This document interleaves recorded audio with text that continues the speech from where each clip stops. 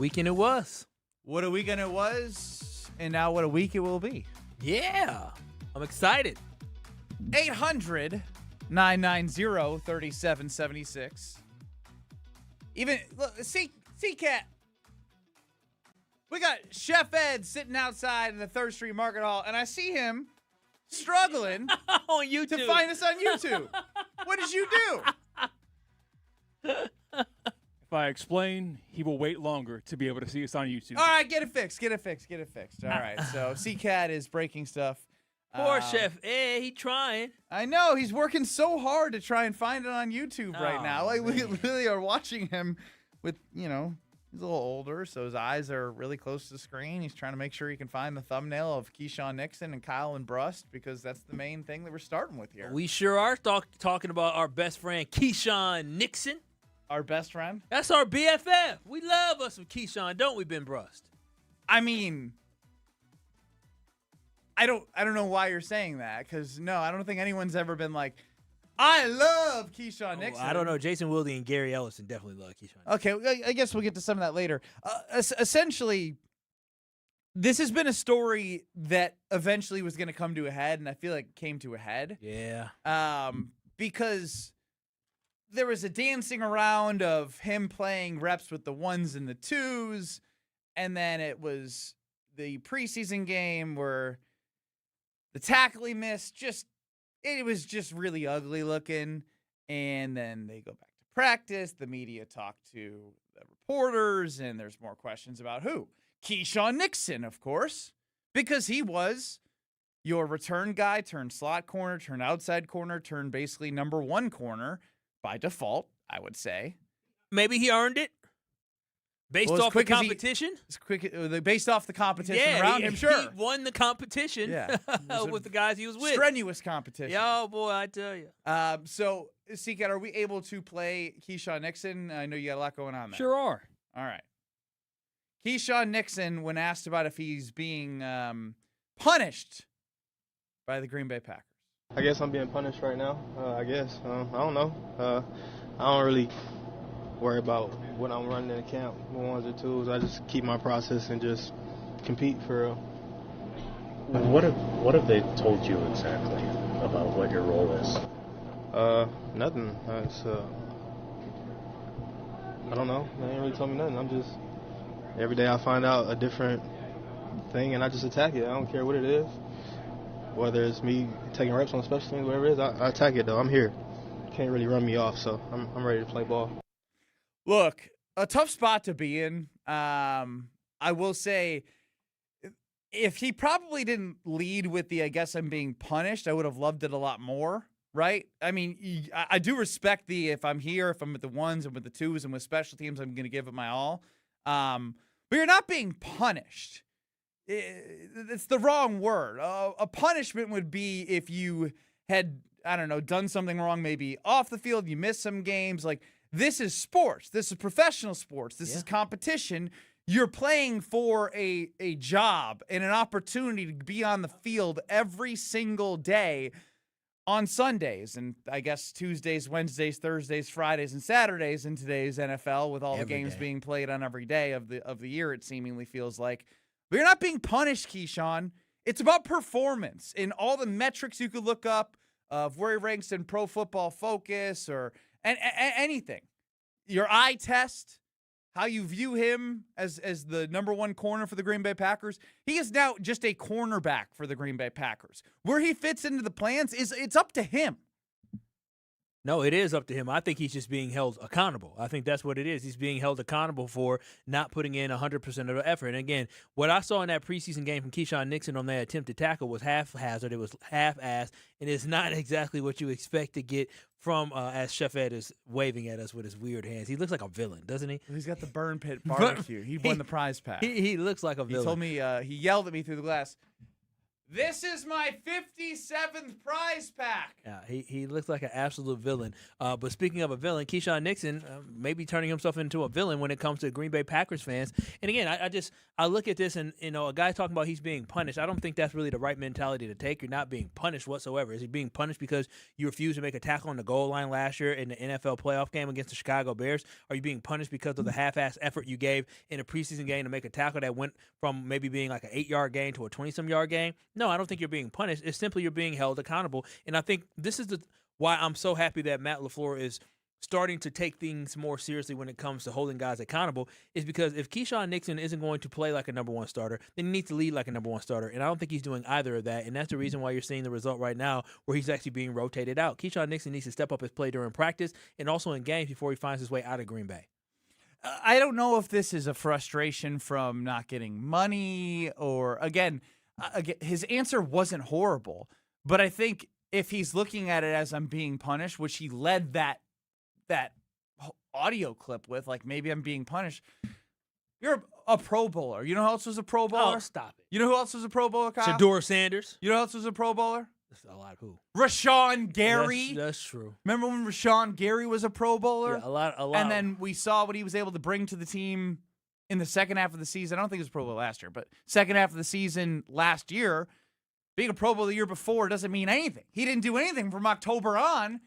And so my whole thing is, like I said, I think it's good that you have clarity of, like, it's an open competition, but I wouldn't say that makes me feel comfortable with the room as a whole.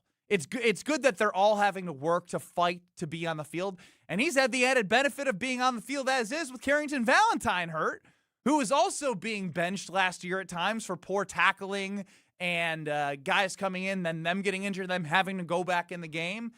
But I think right now for the Green Bay Packers, there's a lot of things that are happening, and I know every team has an offseason. There's a lot of things happening at position groups that you didn't want them to have to happen, in a lot of noise and conversation in ways that the conversations are going, in my opinion. And specifically right now, we're talking about the cornerback position. We all knew it was a weak spot on the team. Now, you can survive with a bad cornerback room if you have a good to elite pass rush because it helps on the back end. You saw last year what Micah Parsons did and how it helped elevate Keisean Nixon early in the games where he didn't have to cover for 6 to 7 seconds. He was able to sit on routes and jump routes, and you saw him get 4 pass deflections in one game against the Washington Commanders. But I just think I feel like there's a portion that understand that Keisean Nixon, I think, is playing for his job. And there's a portion that I also feel like I've heard some conversation, we'll get to some of it a little bit, is like almost like defending him too deeply. Like a lot of excuses and like doing their best to make sure Keisean Nixon is propped up mentally. Who gives a damn, man? He's a professional. Yeah, and that's one thing that I don't really care about at this moment is propping somebody else up. I care about performance. And I think for me, when I think about this Green Bay Packers team and where they want to go, I really do believe Keisean Nixon helps the Packers get to where they want to go. Not because Keisean Nixon is just this star-studded corner, because when I do look at the cornerback room, I look at St-Juste, I look at Valentine, I look at Cisse, he is the most experienced guy that we have on the roster. He's the most accomplished corner on the roster. Now, that doesn't mean that he's a number one corner, but it simply means based off the group that we have, I would prefer to go into this season with Keisean Nixon being at his best. But being at your best doesn't mean you deserve to get paid. Everything has to be earned. And I think that's one thing that Keisean Nixon may be struggling with is that he wants a little bit more financial security. He's not going to get that. People are asking him questions about that. He just didn't seem right. He just does not seem right whatsoever. But I do believe that the Packers are better off with Keisean Nixon than without Keisean Nixon. You really do believe that? No. In your heart of hearts. In my heart of hearts, I do believe. For all the times he's frustrated you. Based off the talent that we currently have on the roster, I would rather have Keisean Nixon be part of the cornerback room than not, because we're talking about It's a sad August. place to be, because that's basically you admitting if they had better options, you wouldn't care if he was gone. Yeah, if the conversation was Marsh, it's a different conversation. Nate Hobbs, I don't know what Nate Hobbs is going to do this year, but guess what? I didn't want Nate Hobbs anywhere around this football team after the performance that he had, or lack thereof performance that he had during the 2025 NFL season. And based off who we have in that cornerback room, Keisean Nixon, to me, going into week 1, is one of your better corners, one of your more experienced corners. You're talking about going up against Justin Jefferson and talking about Jordan Addison. Those are really good corners. And can Brandon Cisse hold it down week 1? Don't know, because I've never seen him in an NFL game for real. But I've seen Keisean Nixon in an NFL game get cooked. I've seen him make good plays. I just know that Keisean Nixon is going to go out there. He's going to battle. He's going to compete. That's what I do know about Keisean Nixon. He's replaceable, but it makes me feel more comfortable knowing that Keisean Nixon is going to be there week 1 for the Green Bay Packers. So I hope he gets his head right. The other problem is the replaceable options aren't there. You talking about Carrington Valentine being out?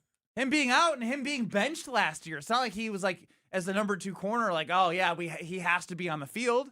Yeah, well, yeah. Again, maybe I'm soft on Carrington Valentine, but you are extremely soft on somebody who can't tackle and was benched. No, I think for me, I feel like Carrington Valentine is missing valuable time right now because when Carrington Valentine consistently in his career was out there playing, consistently not rotating out, he did well covering. Like he wasn't the best cover corner, but he competed like at a pretty good level. He couldn't tackle. Tackling has been Achilles heel and a bugaboo for Carrington Valentine, but coverage hasn't been something where I'm sitting there saying, "Oh, he's out there getting cooked."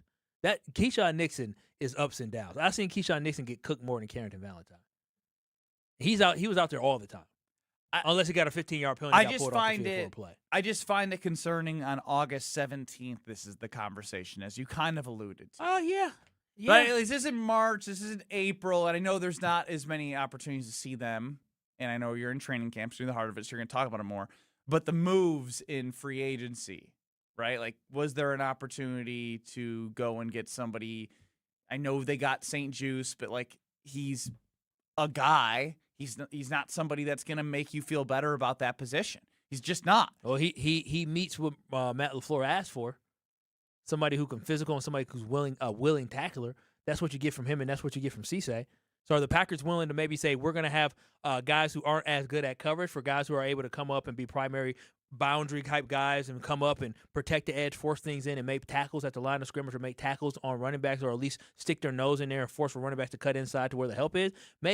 Maybe that's what the sacrifice is. Maybe the Packers are maybe because they're looking at Keisean Nixon saying, listen, we know what you can do as a cover corner, but we need you to be a more willing tackler in this defense that Jonathan Gannon is bringing in. And if you're not willing to do that, we are not going to play you. It's clear to me that the relationship between Jonathan Gannon and Keisean Nixon isn't as good as I'm sure Keisean Nixon probably would want it to be at this point. That's fine. New DC comes in. He wants a certain way. You got to live up to it. I did find this interesting. I do want to get coming up next to Gary Ellerson.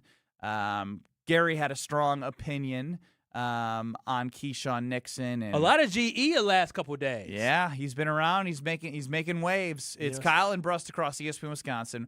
What the hell would you do with Keisean Nixon? Because it's like an easy question, but a hard question because like there's no other options other than to keep on the team. And if he's on the team, I feel like he should play. But if he plays, you feel like you don't have somebody out there that's completely bought in right now based off him feeling like he's being punished even though he's saying the right thing. So what would you do? Carbless Talk and Text line is 800-990-3776. That's 800-990-ESPN. We'll hear more on a former Packers opinion of Keisean Nixon next. You're along for the ride with Kyle and Brust. Somehow she still loves you. Still fascinating to me. On ESPN Wisconsin and the ESPN Wisconsin app. Catholic Memorial Football is back. This Friday, the Crusaders kick off the season at home against Milwaukee Bradley Tech. Hear every snap live on 94.5 ESPN and watch the action on ESPN Milwaukee on YouTube. Catholic Memorial Football is presented by Tony Wendorf and Associates, D&M Accounting, R&R Insurance, Urchel Real Estate, and Curative Care Network. And brought to you by Home Sealed Exteriors, Perspire Sauna Studio, BC Adhesives, Gerald Nell Incorporated, Orthopedic Associates of Wisconsin, and KMI Construction. Catholic Memorial Football, this Friday at 4:30 on 94.5 ESPN and ESPN Milwaukee on YouTube. It all started with a small storefront and a big promise. Treat every customer just like family. For decades, local families have trusted St-Juste to provide the freshest food, the warmest smiles, and a place where community comes first. From generation to generation, we have grown together. Because St-Juste is more than just a grocery store. It's home. Thank you for allowing us to serve you for the past 100 years. Here's to the next 100 years. St-Juste, your trusted local grocer. It's Kyle Walls from ESPN Wisconsin, and my wife and I trusted Paul's Jewelers with our wedding bands because they specialize in creating jewelry for life's biggest moments, and they made the entire process easy from start to finish. Now, there's another reason to stop in. The 7 C's Cafe. It's the perfect blend of the 4 C's of diamonds and Paul's 3 C's of coffee, chocolate, and cookies. Grab a handcrafted mocha made with locally sourced Wisconsin ingredients while you browse the showroom or swing by the 7 C's coffee trailer right outside. Visit Paul's Jewelers in West Dallas and create your masterpiece. Snap-on IndyCar weekend of the Milwaukee Mile. 2 races, 1 iconic track. Twice the action. August 28th through the 30th. This is summer's fastest ticket. So get yours now and hold on tight. Hey, it's Kyle Walls for Universal Windows Direct. Can you believe we're already talking about the end of summer? It feels like we were just firing up our grills for Memorial Day. But if replacing your windows has been sitting on your to-do list, now's the time to get it done and cross it off for good. Right now, you can buy 4 windows and get 4 free, and you can also get 48 months of 0% interest financing. Call 414-410-2000 or visit universalwindowsdirect.com to schedule your free estimate today. And like me, you'll be saying, I love my windows. ESPN Milwaukee fans, it's Gabe Neitzel here, and I want to introduce you to Jens Family Chiropractic. If you're dealing with back pain, neck pain, headaches, or sciatica, Jens Family Chiropractic focuses on finding the cause of the problem, not just helping you manage the symptoms. For nearly 10 years, they've helped Milwaukee area patients find real answers through personalized care and advanced treatment options. Learn more and check out their new patient special at jensfamilychiropractic.com. That's jensfamilychiropractic.com. Calling all High Life lovers, the Champaign of Beers is making history. They're selecting their very first mayor of the Champaign of Beers region. Share your story, throw your hat in the ring, and show us why you love High Life by visiting the Miller Brewery website. Must be 25 plus to sign up, 21 plus to enjoy. Celebrate responsibly. Bikers need protection, not just from other drivers, but unfortunately from insurance companies too. If you've been injured in a motorcycle crash, call Gruber Law Offices today. Bikers are often blamed for causing the accident because the insurance companies simply don't want to pay. At Gruber Law Offices, we've been fighting for injured bikers and their families for more than 30 years. Trust us to fight for what you deserve. Gruber Law Offices. One call, that's all. Paul Hansen here, founder of Iron Jock. Worried about the heat this summer? Don't sweat it. Our gear is made for real life. Iron Jock apparel combines moisture wicking with superior cooling and advanced odor-fighting silver ion technology that eliminates 99.9% of odor causing bacteria, so you are fresh for whatever's next. Our focus is simple. Make apparel that performs hard no matter where you are or what you are doing. Visit us at ironjock.com to experience the difference. Watch your step. You're with Kyle and Brust on ESPN Wisconsin and the ESPN Wisconsin app.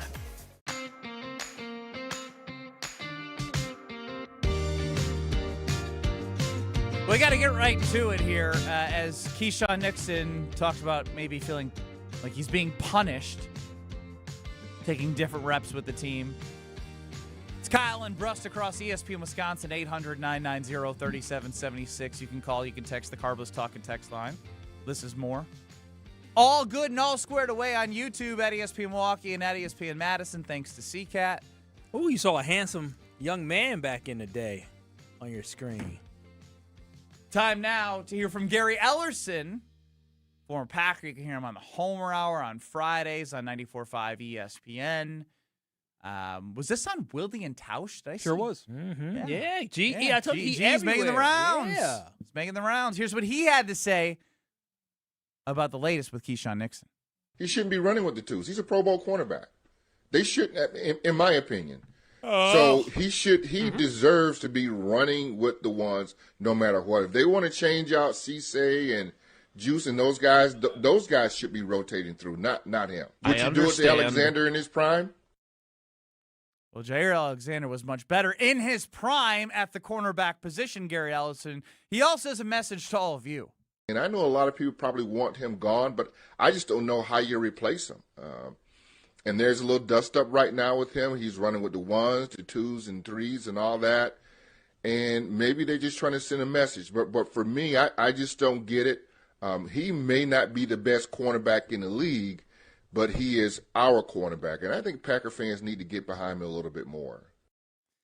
Kyle, he is your cornerback. I think Gary, you need to get behind him. I think Gary must think he's talking to his damn grandkids. This ain't Pop Warner football. This ain't Little League football. This is grown folks football. Gary, I love GE. Y'all know how much I love GE, and I hope GE can join us on Fridays. But he says Keisean Nixon deserves to be the starting cornerback. He should be running with the ones. Packers can't replace him. The Packers have a replacement plan for him right now. This is the whole thing when it comes to Keisean Nixon. We need to stop this whole making excuses for Keisean Nixon, that he's underpaid or we need to appreciate him more. Listen, we appreciate people's performance. And if Keisean Nixon performed like a starting cornerback, we would all be supporting him. But the problem Keisean Nixon has had is that he is up and down, up and down. It's not about him being a number 1 corner or a number 2 corner. It's about him being a more consistent cornerback. I love Keisean Nixon in the slot, but on the outside last year, it was a hell of a roller coaster. And guess what? You're not getting behind him now. No, because you know what I get behind? I get behind people who ball out. I get behind people who play with passion. I get behind people who are not afraid to stick their nose in there and make plays and make tackles. I get behind winners. And when I look at what Keisean Nixon put on film on Thursday last week for the Green Bay Packers, it was not good enough. It was so poor that his own head coach, Matt LaFleur, who Ben Brust calls it Matty Mouse because how soft he is. Matty Mouse. Because how soft Matt LaFleur can be. Matt LaFleur called him out by saying, listen, we want cornerbacks that are willing to tackle. So I'm just so sick of hearing this narrative about, oh, we need to support him, or, oh, we need to make sure that Keisean Nixon can feel good about himself. Listen, just because Keisean Nixon played a role for the Green Bay Packers does not mean the Packers are obligated to pay him like a number 1 corner. That's not the way it works. If Keisean Nixon wants to be paid like a number 1 corner or be paid like a starting number 2 corner, then Keisean Nixon needs to prove it to the Green Bay Packers. And this is why I push back on Gary, because Gary says the Packers can't replace him. Gary and everybody else, y'all do realize the Packers did not give him any additional money or any extension because they plan on replacing him, just like they did with Elton Jenkins. Remember last offseason where Elton Jenkins moved to center, and he was just asking for a little bit more guaranteed. And the Packers said, not extension, just like make me, switch position, make me feel good. They said no. The Packers we already know how the Packers playbook goes. This is the Packers playbook. Keisean Nixon, this is the playbook. So he's gonna have to come around and realize either I'm going to put up or shut up and play hard. It's the put up or shut up year. Or I'm not going to play. And here's the thing with Keisean. Keisean has no leverage. Keisean Nixon, if he does not play this year, he's on the bench this year, he's not getting the big payday next year. The dude turns 30 next season. So he has no choice but to go out there and compete. So I hope that he really not just talks about it, he actually is about it when he shows his performance on the field, because what we saw last Thursday in a preseason game was not a guy that was locked in, not a guy competing the way I saw him compete last season. Yeah, I mean, the prime example of this is, I know they're in way different phases of their careers, but ultimately you could say they're playing for the same thing in different ways. Brandon Cisse, took a bad angle in, but he stopped. I mean, I'm blanking on the running back for the Pittsburgh Steelers right now.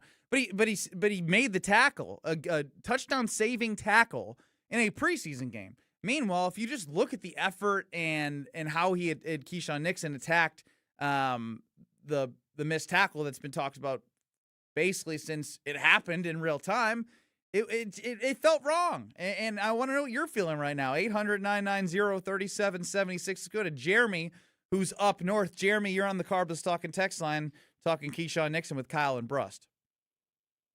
Hey, guys. Yeah, just a couple of things. Don't you think I think you guys know this, but it's pretty much strategic the way that Goody and LaFleur are playing Nixon here. I mean, they're only going to keep him this year, obviously, probably. So they're just trying to, run him with the twos, get him motivated, make him play as hard as he can for the year, and then ship him out and go somewhere else. I think to Seattle, what did they sign their cornerback for? $120 million contract, $100 million guaranteed. I think it's the richest contract in NFL history for a corner. There's just no way you can sustain that and have a solid team. I mean, I get it. They have Darnold, so they don't have an expensive quarterback like we have Love or whatever. But I'm sure Goody and LaFleur are doing that on purpose just to make him play motivated, get him what they can out of him for the year. And like I said, I think Keisean gets a lot of grief, but I think he's the best we got, and it's okay to ride him a little bit. I think the more concerning thing is the whole Banks contract and his availability personally. But don't worry, we'll be getting into that, Jeremy, as well. There's a lot of things going around this team in this offseason before we're getting into the season. But I think the interesting part about what you mentioned about Goody and LaFleur trying to get the most out of him is I don't know if that works for a 30-year-old like that. I mean, here's the thing. Maybe it does. I think maybe I'm just thinking about Keisean Nixon now. I personally don't think he's going to respond in a way that's beneficial, just based off what we've seen from him this offseason and how, he's been with the twos and now he feels like he's being punished. And to me, I think it can work, but it's a fine line. I think in his mind, I'm just going from his perspective, right? Not that I believe this perspective. He believes that he is undervalued. He believes he's the number one corner. He does believe that Pro Bowl means something probably more than it does. He believes that he should have been paid as well. So when you look at it from his perspective, he's probably thinking, like, bleep these guys. They're having me with the twos and special teams. He said he had the right approach, but he ultimately felt like he's being punished. So when I hear all of that, I have a hard time thinking that he's going to respond well when it feels like in his head he's built himself to be something more than he is. So he might not react, if this is true, to Jeremy's point about how Goody and LaFleur just making him he may not be motivated like that because he may feel like he's being slighted. But the thing that you said that's most important, Kyle, is he doesn't really have a choice because he has no leverage. If he doesn't play well, he's not going to get money elsewhere. So you better figure out a way to be motivated for it because your performance, A, helps the team, which makes you a good teammate and helps your team win, and B, helps you. So the only good that can happen is if he does step up and start playing better and consistently and stay out of the news. And I mean, at some point there, and it may have already happened, but there needs to be a conversation between either Goody and Keisean Nixon or Matt LaFleur and Keisean Nixon to let them know that, listen, we support you, but we understand you may feel a certain type of way. We had the offseason conversations, but now it's time to play and now it's time to perform. Like, what we can't do is we can't have any one individual being a point of failure or dragging this team down. And if you decide that you don't want to give 100% effort and you don't want to try to be the exact same player you were last year, and a leader under a new defensive coordinator, like there is a lot of opportunity to. He's being passed up by guys like Javon Buller, Evan Williams, and Edrin Cooper. Not just talking about talent, but talking about guys who are rising up to be a veteran leader, a veteran presence. Right? Zaire Franklin came in, and granted, he's the inside linebacker, so he can have a leadership presence, but he's being passed up by guys. And I think that's a little bit problemsome. He's been here since 2022. Like, Keisean Nixon's voice should resonate in that locker room in the way that things seem to. He may be carrying himself right now, which is not saying he's carrying himself in a negative way, but he let a little bit of his emotions show when he said punish, right? Like Ben already said, he said all the right things when he talked to the press, except for when he said punish. Because once you say I'm being punished, then all of a sudden it makes it feel like, whoa, it's me. I'm becoming the victim. They're picking on me. It makes it seem like he's not 100% locked in on the task at hand, which is, who gives a damn about whether you're being punished or not? I'm about to perform. I got to get paid. Yeah. I want to get paid. Even if it's not here, I want to get paid. Aaron Fredonia chimes in, and I always love these when people are saying wow about Kyle. Wow, Kyle is actually nailing it on Nixon. It's like a shocking thing. Like, he finally says something good. No, I think it's more like after he bailed on the tackle against the Bears, and then his lack of effort last week, I'd cut him. Can you replace him with someone just as good? Not the point. But would have made you can't put forth poor effort. That's more valuable than his replacement. Okay, I think it's wow. Kyle's making a good point. No, I think it's wow, comma. Kyle is making a good point on Nixon, ... Like he's shocked. I tried. Yeah, I know you tried. But ultimately, it's good, Sure. You're connecting with the people. I'm connecting with the people, but Keisean Nixon needs to do a better job connecting on the field. But this is going to be a saga that I don't feel like we have the time for. And when we talk about cutting people, I will say this. If this does linger into the season and he becomes disgruntled, then the Green Bay Packers 100% should cut him or release him, because we don't need anybody being disgruntled, interrupting the development of Brandon Cisse and interrupting the transition to this brand new defense. The disgruntledness was there last year with the player report card grades on roles and this and that. Like, you just got to be done with it in every way possible. And I know they tried to move on potentially with their moves seemingly of some wide receivers that probably thought they should have a bigger role, and it wasn't communicated. That's done. But it needs to be done throughout the whole roster. But what's next is more important, right? This all comes back to one place, right? Leadership. Mm-hmm. And leadership starts with the head coach. Matt LaFleur has been very interesting in a lot of ways. And I'm going to have, more than Kyle, Matty Mouse is not the top of my list as like a leader. Like, he doesn't, I'm going to let you talk about him first. All right? Coming up, you're going to break down what you've seen from Matt LaFleur, and then I might jump in once you do that. You know what I mean? I feel like that's fair. Yeah, it's fair. That way I'm not, as you would say, creating a narrative. Oh, you love to create those narratives. You're a damn author. Oh, thank you. A poor one. Matt LaFleur, next. You're experiencing Kyle and Brust. Yes, I want to be a piece of meat. Yes. That is exactly what. Yes, does it boost my confidence? Absolutely. On ESPN Wisconsin and the ESPN Wisconsin app. Get your final August plans in for Brewers Rangers Action Friday, August 28th through Sunday the 30th. Starting with the Cole Swindell post-game concert at Country Music Night on Friday, featuring a belt buckle with a special ticket. Then it's Jackson Churio Mania. Get the Churio Bowl giveaway Saturday, courtesy of 620 WTMJ. And get it on the Final Kids Cheer Free Sunday before summer ends. Kids get a Churio Height poster on Sunday, courtesy of Joy. Get tickets for it all at Brewers.com. It's a summer of big wins with WinFest at Potawatomi Casino Hotel Milwaukee. Just play with your Potawatomi Rewards card for entries and your chance to win cash and reward play all summer long. Then keep the excitement going because all your monthly drawing entries roll over into the WinFest final drawings on September 25th, where you could win cars, dream vacations, free play, and cash. Don't miss out on WinFest only at Potawatomi. More info online. Must be 21 and a rewards member to play. Whoop, just doing some roofing on another lovely Wisconsin day. No gimmicks, nope. No shortcuts, nope. It's just roofing done the old-fashioned way. Do you need shingles? Let's mingle. For a Wisconsin tradition never dwindles. So raise a glass, shake a hand for this old-fashioned brand. Whoop, that's old-fashioned roofing. It's WTMJ's Debbie Loziga. Every morning, I talk about traffic backups and slowdowns around Milwaukee. At Sewer Ninjas, they help homeowners avoid a different kind of backup, a sewer backup. Sewer Ninjas is a Wisconsin family-owned company specializing in sewer camera inspections, drain cleaning, and trenchless repairs that can often be completed without tearing up your yard. Their goal is simple: find problems early and help homeowners avoid costly surprises. Learn more at sewerninjas.com. That's sewerninjas.com. Tito's Handmade Vodka is America's favorite vodka for a reason. From the first legal distillery in Texas, Tito's is 6 times distilled till it's just right. And naturally gluten-free, making it a high-quality spirit that mixes with just about anything. From the smoothest martinis to the best Bloody Marys. Tito's is known for giving back, teaming up with nonprofits to serve its communities and do good for dogs. Make your next cocktail with Tito's. Distilled and bottled by 5th Generation Inc., Austin, Texas. 40% alcohol by volume. Savor responsibly. As a homeowner, I know how easy it is to put off maintenance projects. Hey, it's Jen Latta here, and one thing I've learned from working with 2-Day Painting is that preventative maintenance is almost always less expensive than major repairs later. Whether it's exterior painting, carpentry repairs, or preparing your home for another Wisconsin winter, the team at 2-Day Painting can help. Don't wait until small problems become costly ones. Ask about their free touch-ups for life and schedule your free estimate today at 2daypainting.com. That's 2daypainting.com, and tell them Jen sent you. Feeding the kids shouldn't turn into a negotiation. That's why Cousin Subs reimagined the kids' meal. Kids get to choose a kid's sub, mac and cheese, or chicken tenders, plus a side, a drink, and dessert.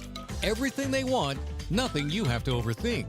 And while they're covered, so are you, with fresh-made favorites you'll actually want and feel good about. More choices, more smiles. Cousin Subs. We believe in better. Homer here with a message about 3 Pillars Senior Living Communities, located on a serene setting along the Bark River on 300 gorgeous acres. 3 Pillars Senior Living Communities is a top-ranked full continuum community: active adult, independent living, assisted living, memory care, skilled nursing, and rehab. 3 Pillars, the hands-down choice for you or your loved one. Been there. Know people who live there. They love it. You gotta go to Dousman and see it in person. Get all the info on 3 Pillars at 3pillars.org. Let the good times roll. Kyle and Brust are back on ESPN Wisconsin and the ESPN Wisconsin app.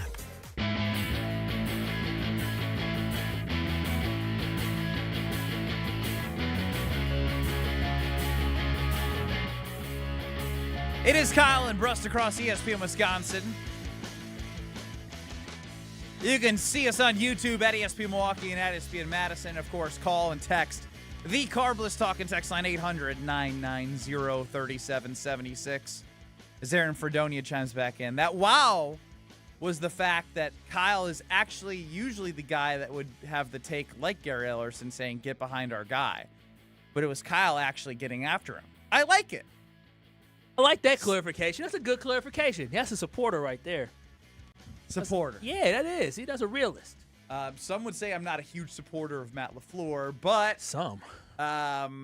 You've made your own observations of over the past couple weeks. I'd like the Kyle Wallace, Matty LaFleur State of the Union. Yeah. With Matt LaFleur, he's a little bit different, right? Matt LaFleur got that contract extension. We still have no idea how much money, how many years, what this extension looks like. But we know Matt LaFleur has an extension, and it seems to me that Matt LaFleur is walking around just a tad bit different this offseason, and I don't know if I like it or not. The first thing I'll look at is when it comes to the Aaron Banks situation. It seems like Matt LaFleur is being a little bit more open when it comes to openly criticizing players in the public, right? And not being very direct, but kind of these pew-pew shots at these different players. So when I think about Aaron Banks, who obviously is coming back from tendonitis and having some issues with his knee, he basically made a comment. They were asking, hey, when is Aaron Banks going to be back? When did this injury happen? Did he have surgery? And he told the media, it's going to be difficult. It's going to be a competition. But before he even said that, he said, hey, listen, y'all got to ask him about that.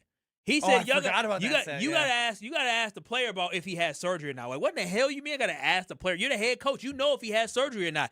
You gotta ask him. Obviously, venting some of the frustration that he has with Aaron Banks not practicing. But then you go to more where they ask more about, hey, Burton played pretty well in practice. Him saying, yeah, well, it's gonna be extremely difficult for him to be able to, Aaron Banks, be able to come back and maybe, beat out Burton for his job. And so I'm like, okay, that's a little weird too. He's kind of moving where he's talking about Jacob Burton taking a job away from Aaron Banks, which is something that's very, very different and very, very interesting. We're talking about a starting left guard that you paid $70+ million to, and on top of that, you restructured his contract, so not only will he be a member of the Green Bay Packers in the 2026 season, but also he's going to be here next year as well. Which is important because they did have an out where it wouldn't have costed them as much as they moved on from, in the future. But they could have got out after this season, I think, for sure. You're with us, buddy. And then in addition to that, then all of a sudden, for a lot of money, I think $25 million or something like that, they converted it. But then in practice, you hear that Barryn Sorrell is whooping the ass of Anthony Belton and pushed him into the pocket of Jordan Love, and he kicked Barryn Sorrell out of practice. So I'm not 100% sure if I like this new Matt LaFleur. There's something different. I don't know if it's going to pay dividends and show up on the field, but this is definitely a different guy than what we saw last year, where he's kicking guys out of practice for basically practicing too hard, where he's sitting here calling out better. I'm so mad about that one. Yeah, well, block better. I get it. Barryn Sorrell is doing something like that's something they'd be excited about. I understand protecting the quarterback, but throwing him out of practice? Yeah, I mean, again, I don't know what we're getting from Matt LaFleur, but it definitely is something different. And a lot of people have been clamoring for, asking for, begging for Matt LaFleur to do something different. And I definitely think kicking Barryn Sorrell out of practice because he bull rushed the starting guard or maybe backup guard, swing tackle. I don't know what Anthony Belton is going to be. I know the failed second-round pick so far. I think that's something that we can all agree on. Is based off where the direction he's going. I would say failed early on in his career. Doesn't mean he's going to be a failure, but failed so far, second-round pick, getting pushed back by Barryn Sorrell, and him getting kicked out of practice. I don't know what direction we're going. You calling out Aaron Banks for his knee injury and saying y'all got to ask him if he has surgery. Basically challenging Keisean Nixon as well in his tackling ability. This is a different Matt LaFleur, and I have no idea if I like it or not. Ben, what is your take on this, Matt LaFleur? It's the inconsistencies for me. Like, you want to be Mr. Tough Guy? You want to be Mr. Tough Guy and kick Barryn Sorrell out of practice? But at the same time, you want to put kid gloves on Trey Smack and not tell the media if he's making or missing kicks? Like, we're picking and choosing. He's a chameleon, man. He's a chameleon. Like, whatever the situation calls for in that moment, he changes to be what he thinks he needs to be in that moment. He doesn't have that true identity for himself that he can lean on, and you know what you're going to get every time that Matt LaFleur's up there. He's a little ornery right now. My thing is, I really don't care all the stuff he does in practice. One thing I want to see is a consistency when it comes to holding guys accountable. What I would have loved to have seen is when you saw that terrible attempt of a tackle by Keisean Nixon in the preseason game, I would have loved to see Keisean Nixon pulled out the game because it's preseason. Or talk to him and confront him there, and then we got to do CCAP play LaFleur on what he wants out of cornerbacks. Like, this is the stuff. Like, I'd rather see it in my face than through the media. Obviously, it starts with doing your right assignment, and then it comes down to your style of play. How are you competing, going after the ball, not only in the pass game, but in the run game as well? Are you sticking your nose in there? And we need corners that are willing and capable tacklers. And for me, when I think about it, I always think about your stories with Bo Ryan. I feel like the preseason is a perfect opportunity for especially some of these young guys that you're expecting maybe to take that next step to contribute to the team. Like a Barryn Sorrell doing that in practice, make a run of laps or something like that.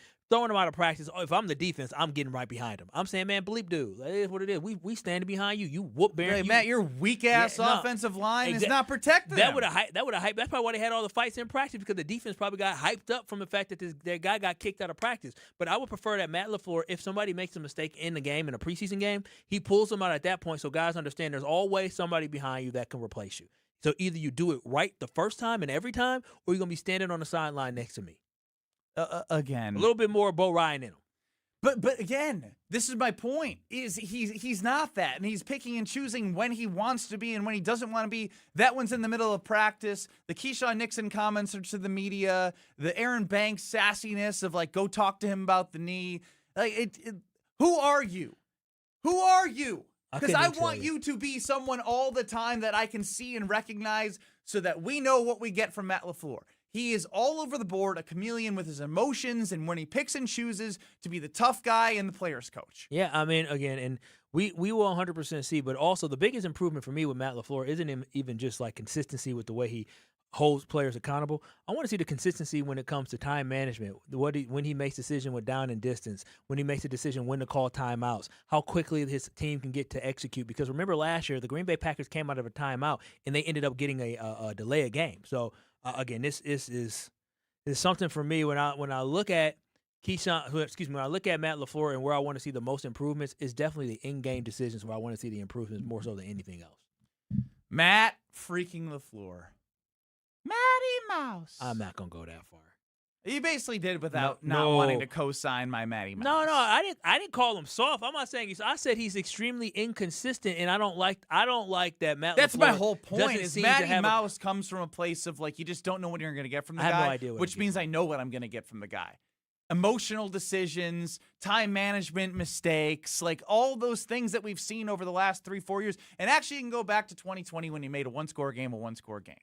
The moments are too big for him, and we're experiencing, I would say, a little bit of a mood swing right now from Matt LaFleur this past couple of days. And we'll see if he's just the happy-go-lucky players coach this week until, he's mad at halftime with a halftime interview. Like, he's just not the same guy all the time. And consistency is what I look for in a leader, in a head coach.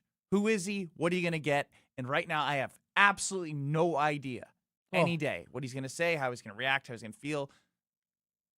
The most consistent he was during the regular season. When someone would hurt, he'd say, we'll see. He definitely loves saying we'll see. I know we're going to get a good coach, but I really want him to elevate his level to being a great coach, and that's what the Packers need from him, to be a great, consistent coach, continue to hold guys accountable, and I think it has to start this season if the team wants to get where they want to go. I think you guys need to make sure on the Carbos Talking text line that it is NFL practice. There are rules of engagement. The QB1 must be protected. Is that so hard to understand? Yeah, no, it's not hard to understand. You know who's hard for it to understand for is Anthony Belton, apparently. No, listen, I 100% get it. You need to protect the quarterback. But you think if that was Micah Parsons, he's throwing Micah Parsons out of practice? You think if Micah Parsons did that, he's kicking him out of practice? Hell no. He made an example out of Barryn Sorrell. So I wanted to be consistent. He should make an example out of Anthony Belton. He really should. What would have been perfect is he should have thrown Barryn Sorrell out of practice, and then he should have thrown Anthony Belton out the drill. He should have said, I told y'all about this bull rush. You're getting too close to my quarterback. Get out of here. And Anthony Belton, you have a duty to protect our damn quarterback. It may be like this in practice, but in the game, I can't save you in the game. I can't. That's what I would have loved to hear. That's somebody holding people accountable. That ain't in Matt, though. 800 Matt, as my mom would say, is soft as cotton. That's what your mom would say? Oh, yeah. I mean, everyone's got their phrase, soft as Charmin, soft as cotton. Soft as cotton. Baby poop. Soft as baby poop. Is baby poop soft? Why are you asking me? I don't know. Yeah, why'd you look at CCAT? Because he's the one who said it. Depends on what phase you're in. Ah. Ben Brust, Kyle Wallace, hanging with you, 800-990-3776. Call and text us on the Carbos Talking text line. It just so happens that it continues to get worse, Kyle. For who? Jesse Nelson. No. What do you mean continues to get worse? Like, it's one of those things where I'm so excited for you to hear it because he just can't stop opening up his mouth and saying ridiculous things. He didn't say anything about the Brewers, did he? You see, he has no idea, C-Cat. What did he did this today? Whew. You're in for a treat. Even you're in for Jesse. I love when you do the Jesse. Like Jesse Nelson, producer of Willie and Tausch, was on the Jump Around on YouTube at ESPN Madison on Thursdays. You're in for a treat next, let me tell you. You're surviving Kyle and Brust I don't know about you. I like to be gawked at. Okay. on ESPN Wisconsin and the ESPN Wisconsin app. Brew Crew Tuesdays are back on August 18th. Uh-oh. Churio sends it deep to left, and there she goes. Catch the Brewers on local TV as they battle the Seattle Mariners. And Yelich launches one deep right center field. Forget about it. Oh, my goodness. Third deck. This edition of Brew Crew Tuesdays is presented by Delta Dental of Wisconsin. Tune in August 18th at 6:40 on Fox 6 in Milwaukee, or check your local listings to watch the game. My house has a new glow. I love my windows. Universal Windows Direct. Hey, it's Kyle Wallace. Right now, buy 4 windows, get 4 free in 48 months with 0% interest, same as cash. Restrictions apply. Call 414-410-2000. And like me, you'll be saying, I love my windows. I love my windows. They've got that brand new home effect. Universal Windows Direct. At Associated Bank, we know it's not always fun thinking about saving. You know what is fun? Not thinking about it. That's why we call it automated savings. You save automatically. How much you want, how often you want, for whatever you want. And if you don't know how much to save, well, that's why we're here. We'll suggest an amount so you hit your target without ever thinking about it. See, saving can be fun, especially when it's automatic. At Associated Bank, we get you. That's why we've got you. Learn more at associatedbank.com/yougotthis. Member FDIC. Hi, this is Mike from Infinity Exteriors. Most contractors cut corners and disappear when there's a problem. Not us. Since 1997, we've completed over 60,000 projects, earned thousands of 5-star reviews, and were named 2025 Roofing Magazine Contractor of the Year. We set the standard for exterior remodeling. Trusted by homeowners, proven every single day. We're excited to show you why choosing Infinity means peace of mind. Visit infinityexteriors.com to see why your neighbors trust Infinity. Finding great candidates to hire can be like, well, trying to find a needle in a haystack, but not with ZipRecruiter. Its powerful technology actively finds and invites qualified candidates to apply to your job. So while other companies might deliver a lot of hay, ZipRecruiter finds you the needle in the haystack. See why 4 out of 5 employers who post a job on ZipRecruiter get a quality candidate within the first day. Try ZipRecruiter for free at ZipRecruiter.com/free. That's ZipRecruiter.com/free. ZipRecruiter. Wesley Financial Group is not a law firm. I'm Chuck McDowell, founder of Wesley Financial Group. Did you buy a timeshare because they told you it was a great investment? That's a lie. Most timeshares can be bought online for $1. To find out what your timeshare is worth and to cancel it, call us today and we'll send you our timeshare exit kit free with all your options for cancellation. Call Wesley for your free exit info guide. 800-885-3333. That's 800-885-3333.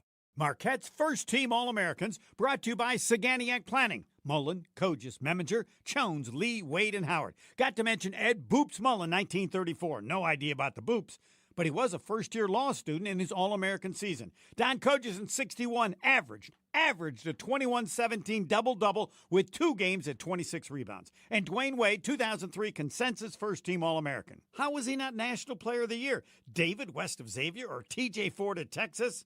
Wrong.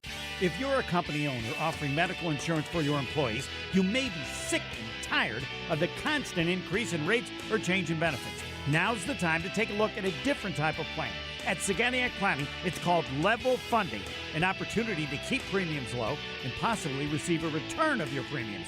For more on level funding, call Jack Saganiac, 262-783-6161. Saganiac Planning, a name synonymous with employee benefits and top-notch service.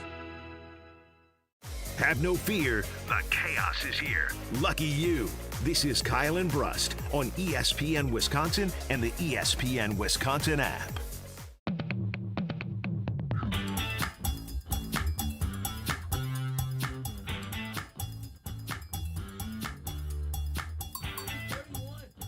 Kyle and Brust across ESPN Wisconsin. We said you were in for a treat. Before we get to that treat, I need you to tell us how to protect everything with American Family Insurance. Oh, absolutely. With American Family Insurance, you already know you can protect your dreams with American Family Insurance. And it's time for training camp. And that means Dream Drive is back. Thanks to American Family Insurance, young fans can ride bikes to and from practice alongside their favorite Packers players, creating unforgettable moments on two wheels. There's fun for the whole family too. Play games, soak up the sun, or kick back in the shade. And don't forget the exclusive Packers giveaways. Take home sunglasses, bucket hats, tote bags, and so much more. It is a Packers tradition you don't want to miss. Sponsored by American Family Insurance. Visit them today at amfam.com. The treat is anytime Jesse Nelson has a platform outside of, chiming into Wilde and Tausch across ESPN Wisconsin. He likes to say some things, Kyle. And I'm so glad you haven't seen this or heard this. Let's play Jesse Nelson from the jump around on what is going to be here before we know it. The best possible time to catch Notre Dame would be in week 1. National audience, one of the only games on Sunday night, a Labor Day weekend, standalone window. Wisconsin can beat Notre Dame. They can do it. They can do it. Based off? That's it.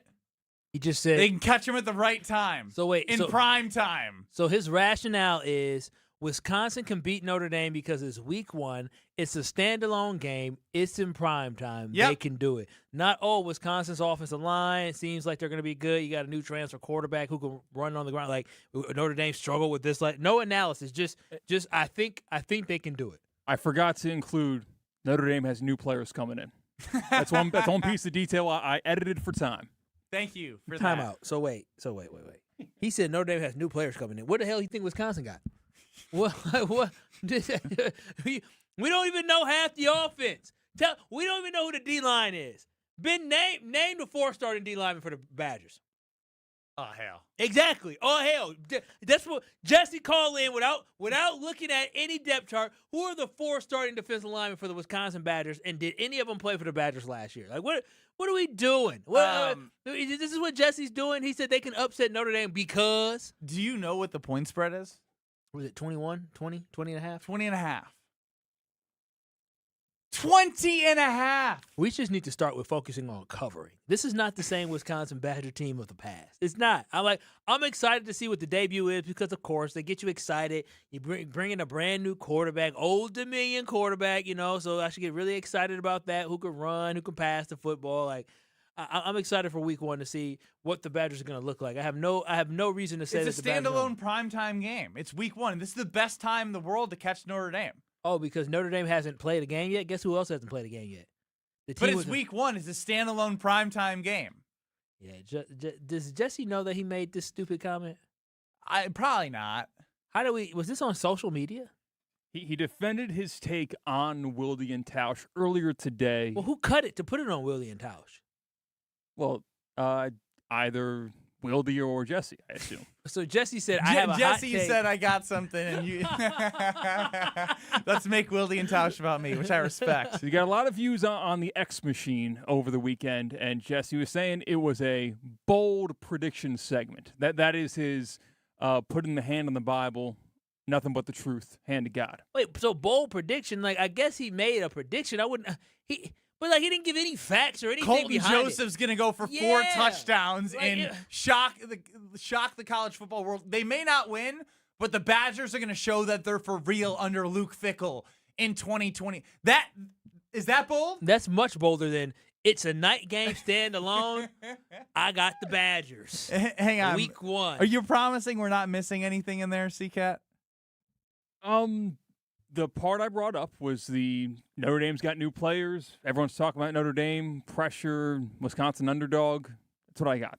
Okay. It's a horrible, bold prediction, too. Yeah. He led it with, I'm not saying Wisconsin is going to beat Notre Dame. Did he say that for real? He did say it. That's the first thing he said, but then he gave us. He loves to put that in there. I'm not saying we should fire Pat Murphy, but maybe we should consider it. I'm not saying they're going to beat the There is a correlation. I'm not saying we're going to beat Notre Dame, but I'm not saying that we shouldn't consider them beating Notre Dame.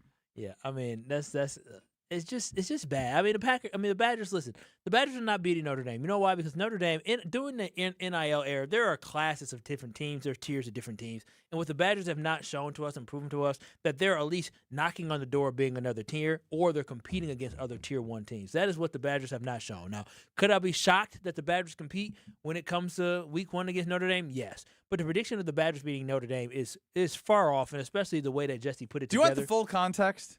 Sure. What's the full context of Jesse? I don't want to necessarily say that Wisconsin is going to beat Notre Dame on September 6th at Lambeau Field. He's not saying, but is he saying?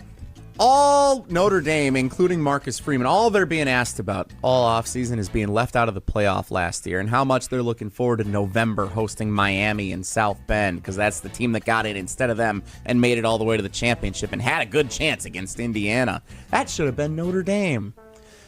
Notre Dame has new players coming in. They're not going to be fully acclimated. They're going to Lambeau Field, where Wisconsin pulled off an upset a decade ago against a top 5 ranked team in the country.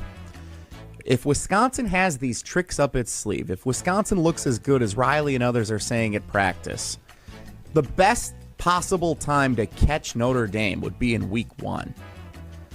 National audience, one of the only games on Sunday night, a Labor Day weekend, standalone window. Wisconsin can beat Notre Dame. They can do it. I think it's worse. They can. You know what I did? I did a simple Google search. Now, again, I didn't have time to process everything. So Wisconsin had 33 transfers they brought in this year. I looked up Notre Dame. You know how many transfers they brought in this year? 27. So, again, maybe it's just key transfers, but Notre Dame brought in a selective group of 7 incoming transfers in the 2026 season. A targeted approach makes a shift for the Fighting Irish, who secured several multi-year impact players rather than relying on solely graduate transfers. He also forgot, as AJ chimes in, because I was there 10 years ago when they beat LSU. That's crazy to throw in there. Yeah, a whole different regime. A team that was good too. Jesse's like, yeah, all they're being asked about is missing at the college football playoff. The Badgers were 4-8. 4-8. You know what they're being asked about? Can you score more than 80+ points in a Big Ten season? Yeah, well, that's what they should be being asked about. Yeah. Jesse just said stuff. That's all. Jesse was just talking. Jesse, in the fact that he literally said, I'm looking it up, and it looks here that Notre Dame didn't have nearly as many transfers. They got new players, though, Kyle. We got 7. We got 33. But our 33 are acclimated way quicker than Notre Dame 7. He never fails, man. Jesse just, I'm not saying Jesse Nelson just brought this out of his behind, but I'm just saying maybe we should think that Jesse Nelson maybe just was saying stuff. He doesn't believe this. I know he doesn't believe this because he didn't take the time to research it enough to figure it out, whether or not this is true or not. He's an aggregator. And I see why certain folks on Twitter be ripping him a new one. It makes sense. It makes sense. He making us look bad. Making us look like we don't do our research. So here's what I want to discuss next in 2 minutes. I wish every Green Bay Packer was as badass as Tucker Kraft. He's just a football guy, man. And he loves going to war, loves going to battle, loves contact, loves physicality. Doesn't have a contract, doesn't care. Tucker Kraft in 2 minutes. Life's better with Drive My Way from American Family Insurance, because we know it's more than just a car. It's your escape pod, your adventure mobile, your memory maker. And we help protect the dreams that drive you. Personalize what you pay for auto insurance and you could save between 10 and 35%. American Family Insurance. Get a quote and find an agent at amfam.com. Products, pricing, and availability vary based on the way you purchase insurance and by state. Unsafe driving behaviors may increase your rate. American Family Mutual Insurance Company, SI, and its operating companies, 6000 American Parkway, Madison, Wisconsin. When your team needs custom gear, don't wing it. Big Frog Custom T-Shirts and More is your local partner for high-quality apparel with hands-on design help and services that actually feel, well, helpful. For your your business, teams, or events, Big Frog makes it easy. Visit bigfrog.com/Mequon today. Looking for your next unforgettable night out in Milwaukee? Step into Upper Bar, where the city lights meet the river's edge and every evening feels like an occasion. Perched above the Milwaukee River with sweeping downtown views, Upper Bar is your stylish escape to the heart of the city. Sip handcrafted cocktails, explore curated wines, and share flavorful bites made for good company. Whether you're meeting friends, starting your night, or just chasing the view, you'll find it all here. Upper Bar, elevated evenings right in the center of it all. Visit upperbarmke.com to learn more. National Sandwich Month is here, and Cousins Subs is celebrating all month long with exclusive rewards for Cousins Club members. Join Cousins Club today and unlock special offers, bonus points, and extra ways to earn rewards every time you order throughout August. It's our way of helping you get even more from your favorite subs. From classics to grill-to-order favorites and deli fresh subs, there's always something delicious to discover at Cousins Subs. Celebrate National Sandwich Month with Cousins Club and start earning rewards today. Cousins Subs. We believe in better. Calling all High Life lovers, the Champaign of Beers is making history. They're selecting their very first mayor of the Champaign of Beers region. Share your story, throw your hat in the ring, and show us why you love High Life by visiting the Miller Brewery website. Must be 25 plus to sign up, 21 plus to enjoy. Celebrate responsibly. This is Brian Balaga. You're listening to 94.5 ESPN. 94.5 ESPN is WKTI and WKTI HD Milwaukee, a locally owned Good Karma brand station. Broadcasting live from the Gruber Law Office's One Call That's All studio at the Avenue in downtown Milwaukee. This is Kyle and Brust on 94.5 ESPN, the ESPN Wisconsin app, and ESPN Milwaukee on YouTube. With Kyle Wallace, here's Ben Brust.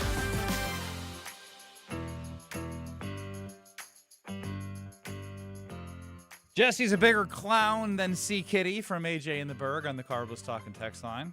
No arguments here. Nice. Another compliment from me. Just means you're a clown, just not as big of a clown. Kyle and Brust across ESPN Wisconsin. Call us and text us at 800-990-3776. List is more. YouTube at ESPN Milwaukee and at ESPN Madison. Football's getting closer. Football's getting closer. And it feels even more real when you see and hear Tucker Kraft talk to the media about his approach this offseason and you know, with the contract and everything. Just take a listen to Tucker Kraft. Why are you doing this? Like, you're in the last year of contract. You're arguably the best tight end in football. You probably deserve to be paid like it. You're absorbing some risk by being out there in 11 on 11. Why are you doing this? I'll always put it back on the team. Like, every one of these guys comes in here and this is a violent sport and we risk life and limb. You know, guys have to medically retire from this shit. They banging heads, got messed up necks, backs. You know, how many times can you blow a knee out? You know, guys keep fighting and clawing to come back into this locker room. And that's the reason I do it. You know, there's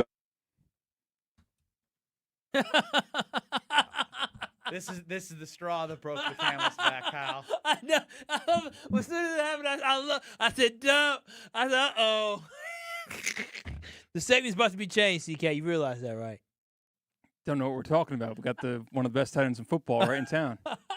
That's a mentality I want Keisean Nixon to have. You are 1 foot out the door of ESPN Wisconsin. That's not true. I mean, it's not true. Got both of them out there. Head's still in the door. You got both of them out there? Yeah. You're gone? Head is still here, but feet are... Breaking news. Christian Cat. Whoa. Government name. C-Cat, C-Kitty. Has used us up and is leaving us. Used us like a dirty prostitute. This is a figure of speech? What are you saying? No, this ain't a figure of speech. You already said you're 2 feet out the door. And that I don't think in my 9 years of working here has an audio clip ever had a swear word without it being beeped out. You be golfing in the morning. You be going to the movie theaters. You already got your new job lined up in ESPN 1000 in Chicago. Trainer! You're Craig Counsell! No, he ain't Craig Counsell. Craig Counsell was good. Craig Counsell was good. He made the Brewers better. He's got having Tucker Kraft swear on the air. You know what? I heard this clip because it was Jason's clip, and I remember. I don't know if did I send this to you guys too when I was there. And I was like, "Oh, that's a cuss word." I forgot. Bro, what was that? That was a mistake. Are you already a Cubs fan too now?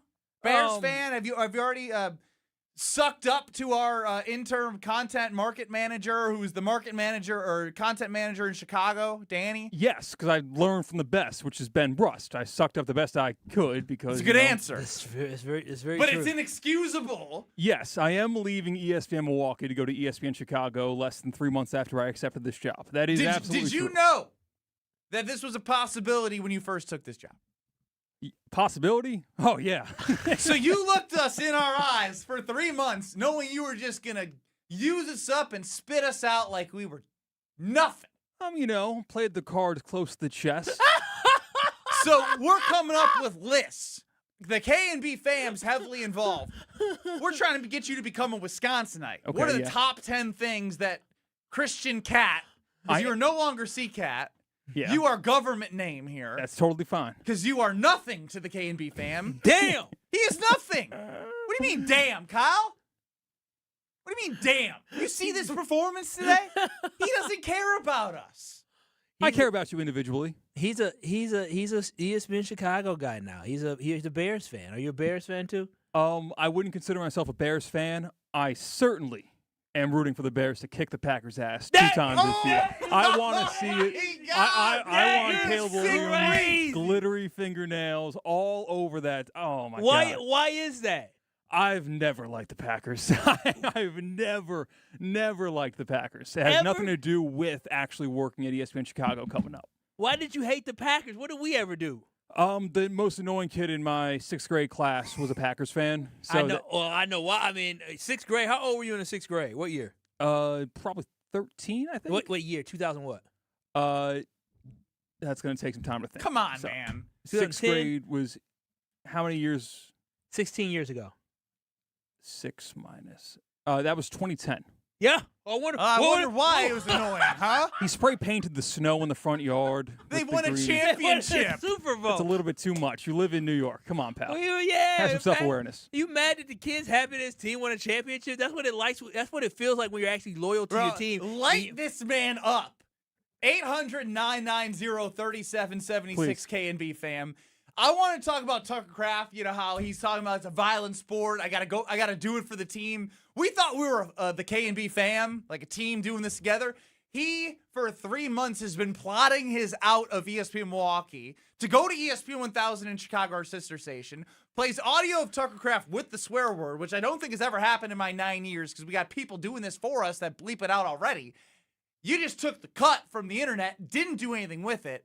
And now you've also said you hope the Bears kick the crap out of the Packers on your way out. This is crazy. Hope is putting it lightly. I will go to bed tonight, and before I do, I will get on both knees, elbows on the bed, and pray to the high heavens that it is final score, Chicago Bears 34, Packers 7. Oh, and then I hope it God. maybe a 27-24. I hope it hurts a little bit more. I hope there's a late-game decision made by Matt LaFleur that costs the Packers. You know, CK, I've been light on you, but you crossed the line at this point. There's one thing to use me and abuse me like some dirty girl you met or boy or whatever the hell, whatever it is you meet out at the club at night, because I've been there, done that before, said, "Dad, that's a one-night stand."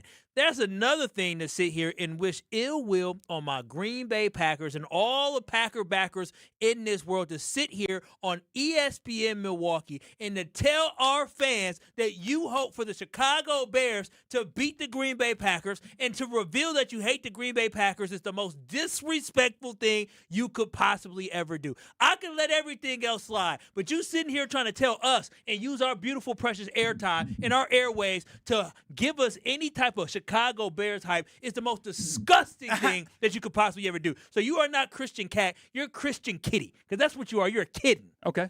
And by the way, I don't have the power to do this, but I'm getting personal texts. I'm getting the Carbless Talk and text line that are saying, remove him from the show right now.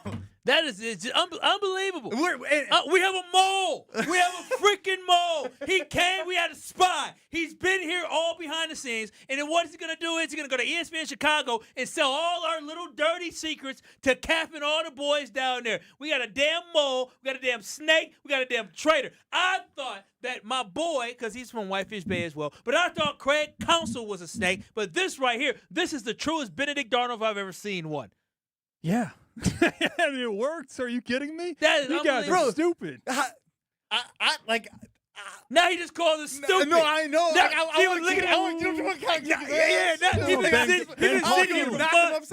He been sitting here for months talking about these idiots. Yeah, right. Like, these I can't wait till I can leave after all this nonsense that they've been saying. I'm a golf every single morning. Not give a damn.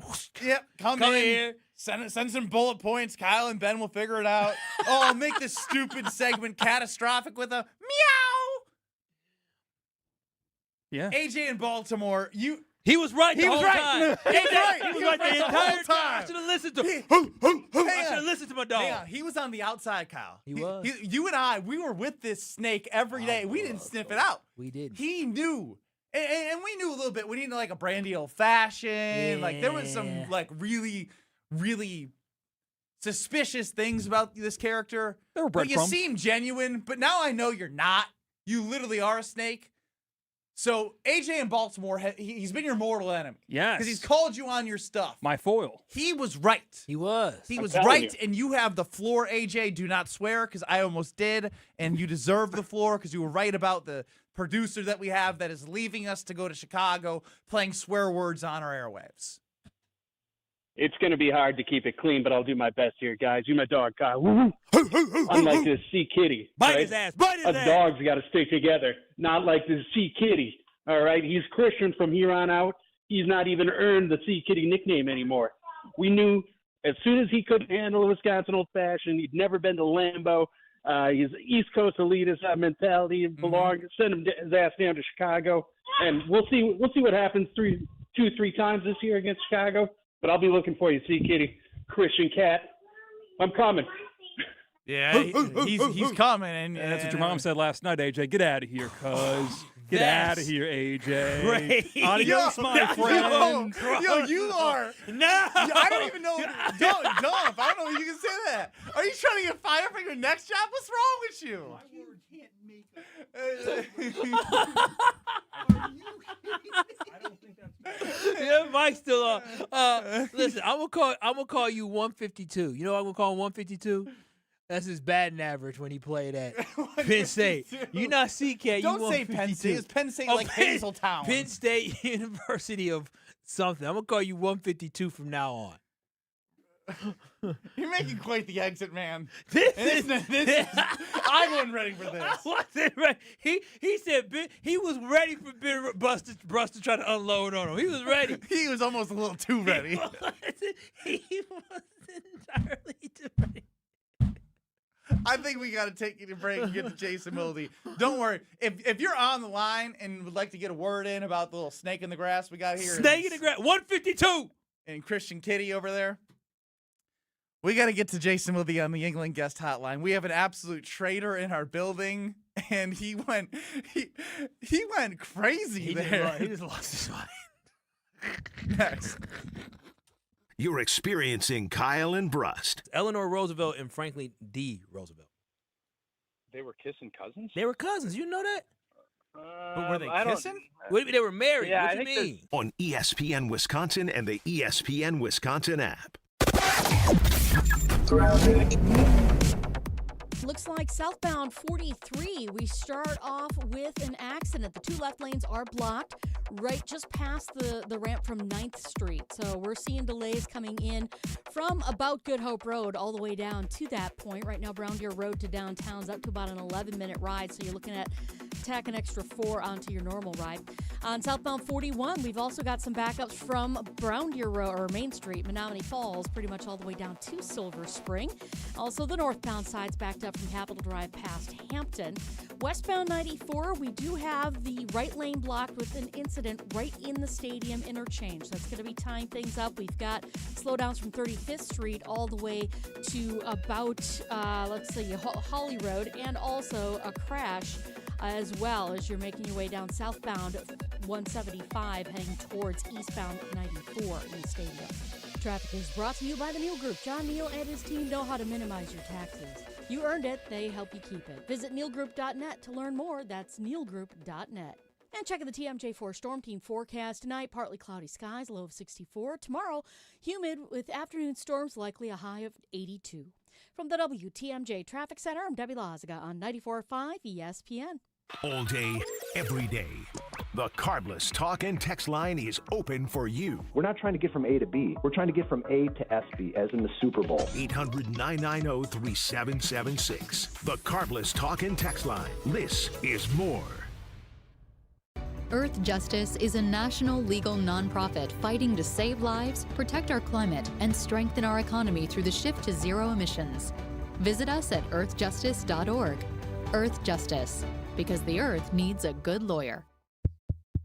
Potawatomi Casino Hotel Milwaukee is setting the stage to rock your socks off. This August, jam out with real rock off. You could win raging prizes to the tune of $300,000. Get in on the jam session by playing with your Potawatomi rewards card for entries. Thursday nights will be a game show battleground for your share of cash and reward play. Real rock off. It's gonna be epic. Only at Potawatomi. More info online. Must be 21 and a rewards member to play. Kevin Moret for Mentality. For our guys wanting to lean up and preserve their muscle mass, nothing is more powerful than combining testosterone therapy with GLP-1s. The TRT builds muscle and fuels metabolism, while GLP-1s target fat stores of the body. Clients currently combining these two revolutionary treatments look better than they have in years. This treatment isn't for everyone, only the guys that want next-level results. Start today at lowtusa.com. That's lowtusa.com. Enjoy Ozaukee County's premier golf destination, The Bog in Saukville. Featuring 18 championship holes designed by legendary golfer Arnold Palmer, The Bog offers a golf experience unlike any other for all skill levels. But The Bog is more than just golf. It's the perfect setting for corporate events, weddings, and group outings. Our team brings every detail to life. Play the finest greens of Wisconsin, then enjoy a bite to eat in our restaurant or out on our new patio bar overlooking the 18th green. It's time to golf, Wisconsin. It's time to enjoy The Bog. Pump up the volume. Business moves fast. Orders roll in, deadlines close in. When you ship with USPS Ground Advantage, you can keep up with confidence. Every package stays in our secure network from dock to door. And with nationwide reach, dependable tracking, and upfront affordable pricing, you get built-in peace of mind. You run the business. We run the routes. Visit USPS.com/Ground Advantage to learn more. What do parents think of back to school at Staples, where 24-pack Crayola crayons are just 50 cents? Staples has folders, notebooks, and pens at great prices. I'm smiling from ear to ear. It's the most wonderful time. Mom, I missed the bus of the year. It's a wonderful time at Staples, where school supplies start at just 25 cents. Staples. That was easy. Visit your local Staples today or shop online and in the app. Ends 9/12. Exclusions apply. Watch your step. You're with Kyle and Brust on ESPN Wisconsin and the ESPN Wisconsin app. I would certainly hope that they would if I'm a Packers fan. Three-time Wisconsin Sports Writer of the Year. Believe me, I have tried to get some information on that. Holding everybody accountable. We felt that way last year. Jason Wilde is on Kyle and Brust. Joining us on Kyle and Brust on the Yingling Guest Hotline is Jason Willie, host of Willie and Tausch, 9 to noon across these various stations. Yingling's the oldest brewery in America, and now officially in Wisconsin. DG Yingling and Son, Pottsville, PA. Enjoy responsibly. All those P's in there. Pop. Jason, welcome into Kyle and Brust. Hi, guys. How are you? Doing well, doing well. I really enjoyed your exchange with Tucker Kraft, in which you laid out, the risk that he, could be putting up, and with him being one of the best tight ends. I guess from a Tucker standpoint, is it like something that they're talking about? Like, do you think he'll be done before the season? Because I am scared for him from if I was him, it would be hard for me to do this knowing what's on the line. Yeah, I know they're talking. I know I know they've been negotiating that's not me breaking any news there. We all are aware of that. And Tucker's acknowledged that publicly, so that's nothing new. I think he's, dare I say, just trying to take the high road and believe that in the end they will take care of him and it'll be resolved before the season starts. I would argue that he's still putting himself at risk now. There is a segment of the fan base that will say, because I've seen it already, he's under contract. Again, I don't want to. Wasn't it Balaga on Family Night heading into a contract year? Like there's just so much that can happen. Yep. Family Night, he tore his ACL. Tausch tore his ACL in each of his contract years, which was great for me because he would have cashed in big time because he was one of the best right tackles in football, and we wouldn't be celebrating our 10th anniversary because he probably wouldn't have had to work. I would say this: there's risk here, and what irritates me, and again, I spent a little too much time on social media last night with folks. Yeah, you did, Jason. I saw a lot of you on their Keisean Nixon takes, but everyone the crowd with Tucker Kraft, who clearly, I don't want to speak to whatever reasons there are why they like Tucker Kraft better, but there's a segment of the fan base that if you did a Venn diagram of people that love Tucker Kraft and dislike Keisean Nixon, I'm not saying it would be a circle, but there'd be a lot of overlap because Tucker Kraft operates one way and obviously Keisean operates another. But you're talking about him basically being in line to make 7x of what he's scheduled to make this year, right? $3.5 million is his base salary, or $3.43. And as Adam Schefter said on Jen, Gabe, and Chewy like 4 or 5 days ago, like the number for the average per year is going to have a 2 in front of it. And what bothers me is the crowd that says, well, he's under contract. I don't understand why you would say. I had a few people say that too. Well, here's why. Because that contract is a one-way contract. Did you say the same thing about Elton Jenkins and say, well, he's still under contract for next year. The Packers should be paying him. What about Nate Hobbs? He signed a 4-year contract. He got 1 year, right? Those contracts, it don't matter. Like, it just doesn't.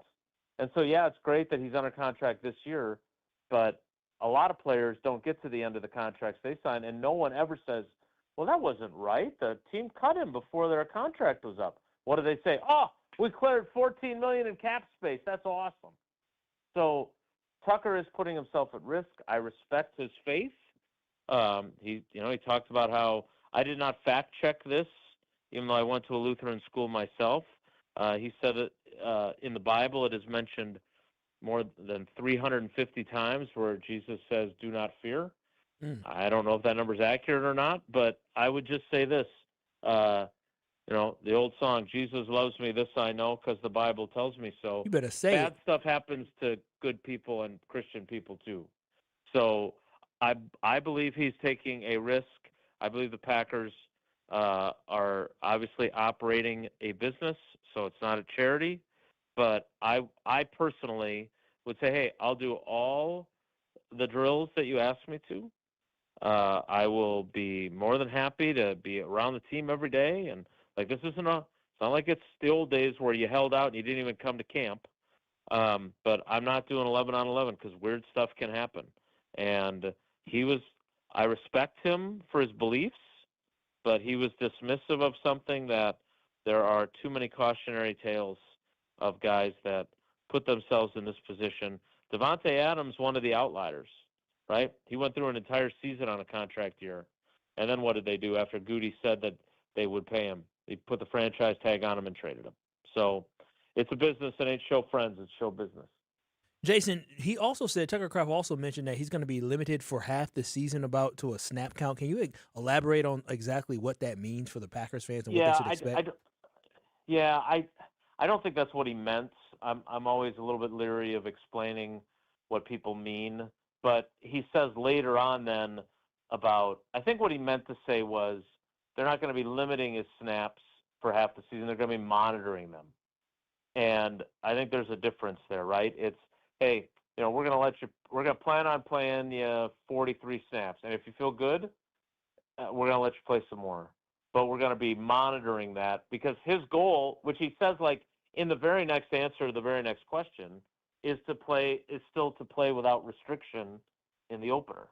I mean, this is a guy that played 85, 88% of his snaps, something like that, maybe even close to 90% before his injury last year. So I don't see him wanting to limit his snaps. Sometimes you do have to protect players from themselves, certainly. But I would anticipate him very much wanting to play as many snaps as he sees fit. Jason, I was not like Kyle into the social media last night, seeing you pop up. I'm just curious your general opinion on Keisean Nixon. In my opinion, leading with, feels like I'm being punished, but then he does say all the right things about if I'm with the ones or the twos or the special teams, like I'm going to give it my go and give it my all, but kind of leading with the victim mentality if I'm being punished. What do you make of what's going on at the cornerback position? Because I do feel like they do need him. Yeah, I think they need him too. And look, we're all different, right? What does Ted Lasso say? All people are different people.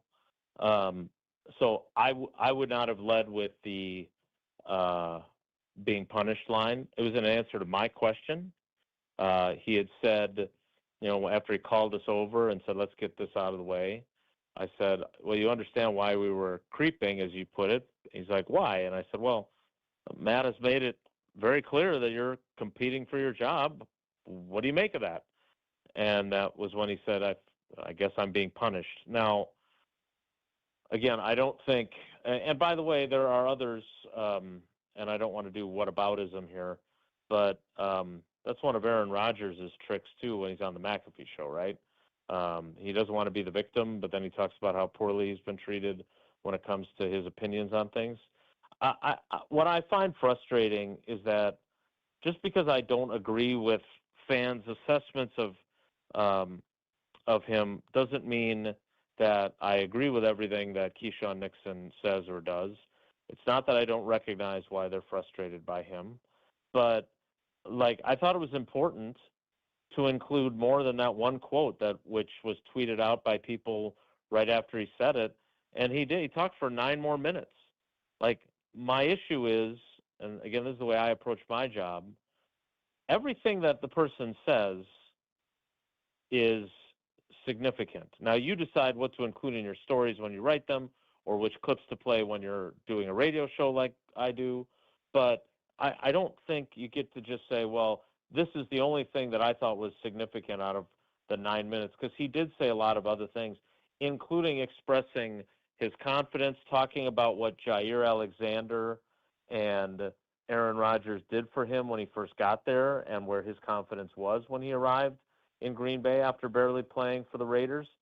And I also think it's significant that while there's a very high-profile viral video of that goal line play in Chicago, which I did ask him specifically about, because that is something that fans definitely talk about. I do think it's worth noting, as I noted in my story, both Pro Football Focus and Pro Football Reference credited him with 4 missed tackles last season. 4.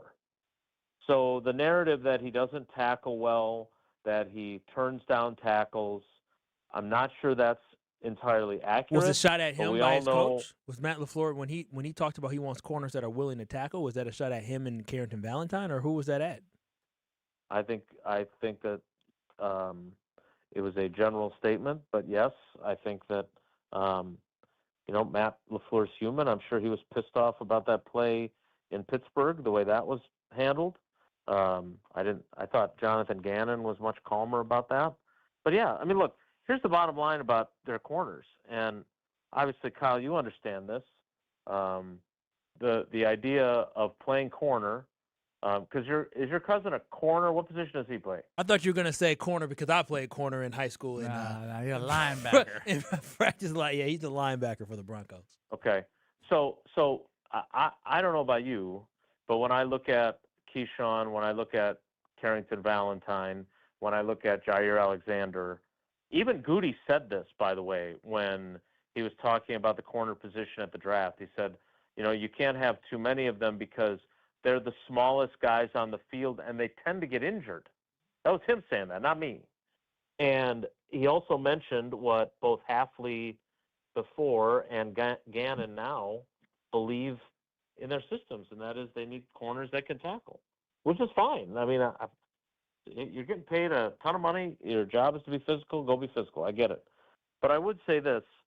If that is going to be a prerequisite to being a successful corner in his system, then you better build your roster accordingly, right? With bigger guys that might be sturdier. Now, in Keisean's defense, he's never missed a game since he got to Green Bay. So he's been pretty durable. Yeah. But, I always think of Jair Alexander getting run over by Najee Harris, and the dude was just never, ever, ever the same. He was willing to put his nose in it all the time defensively. He was he used to blow up those quick passes all the time.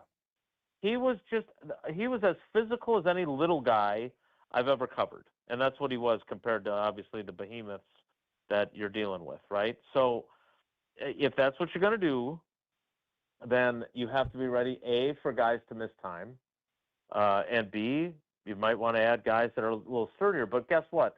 You get a bigger guy, what is the trade-off, right? Because everybody would love guys that are 6'2", built like a you-know-what building, and can tackle and also cover like Darrelle Revis. But unfortunately, God didn't make that many people like that. So if you're going to do that, you're going to probably sacrifice on the coverage end. And maybe, you play enough zone coverage, maybe you don't need it, right? Maybe that's part of it, is that you can get away with doing that. But again, I understand what they're going for. I do. I do not want to be. I was really mad last night. One guy in particular, suggesting that I'm not telling the truth. Like, look, man, I was there for the whole conversation. I wrote 1,500 words, including virtually everything the guy said. I appreciate that you have a different opinion on him, but to question my professionalism really makes me angry. I'm not Keisean Nixon's friend. I am not here to defend him. I have admitted many times I don't understand the level of anger and hatred for him. I certainly understand the things he's done that are frustrating or disappointing or irritating to fans. But as Craig and I talked about on Sunday Karma a couple weeks ago, like, here's a guy that was a nobody, undrafted free agent, barely played on defense in Las Vegas, and he actually started in Oakland. Packers sign him for the minimum salary, becomes a two-time All-Pro return guy, becomes a nickel guy, then a starting corner, then a number one corner. Like, that's a guy that, as he said, he worked from the bottom up. And I'm a little surprised that Packers fans don't have appreciation for that. But he also runs his mouth. And I was talking to somebody that works in the building yesterday about him, and the one thing that he said to me was, "Isn't that what most people want from corners?" I was like, "Well, yeah, I guess. I guess they just don't want it from Keisean." When they're lockdown, it makes it a little easier. But Jason, we do appreciate all the insight and all the time, and we'll have plenty more to pepper you with on Thursday.